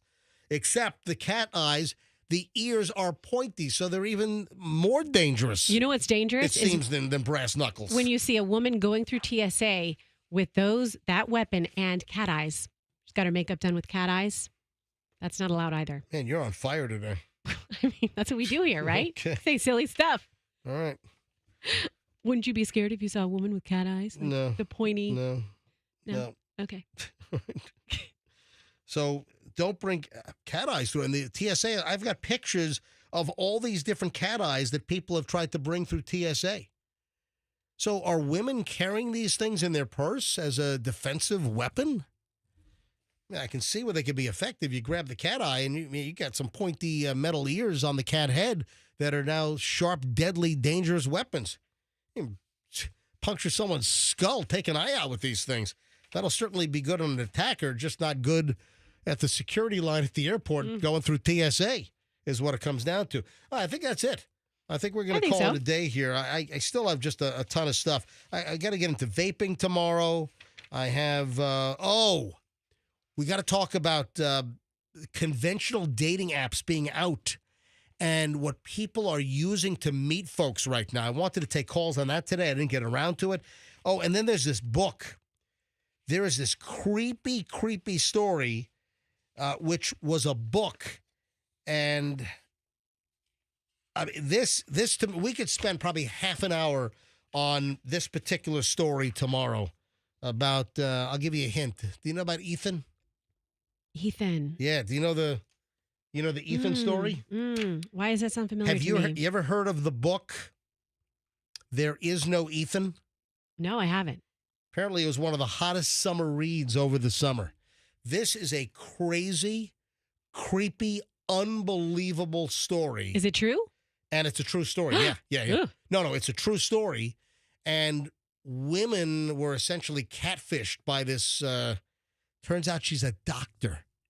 Ooh. An actual medical doctor that has some kind of screw loose and was catfishing all these women with this guy named Ethan who doesn't even exist. And there's a book that was written called There Is No Ethan, and this is a crazy story. Yeah, I want to spend some time on that tomorrow and even grab some phone calls on that. Yeah. Folks, have a great day. We'll see you back here tomorrow on the MJ Morning Show. My name is not Ethan. My name is MJ. That's Roxanne. And we'll see you back here tomorrow on the MJ Morning Show on Q105. And do me a big favor. Let's be careful out there.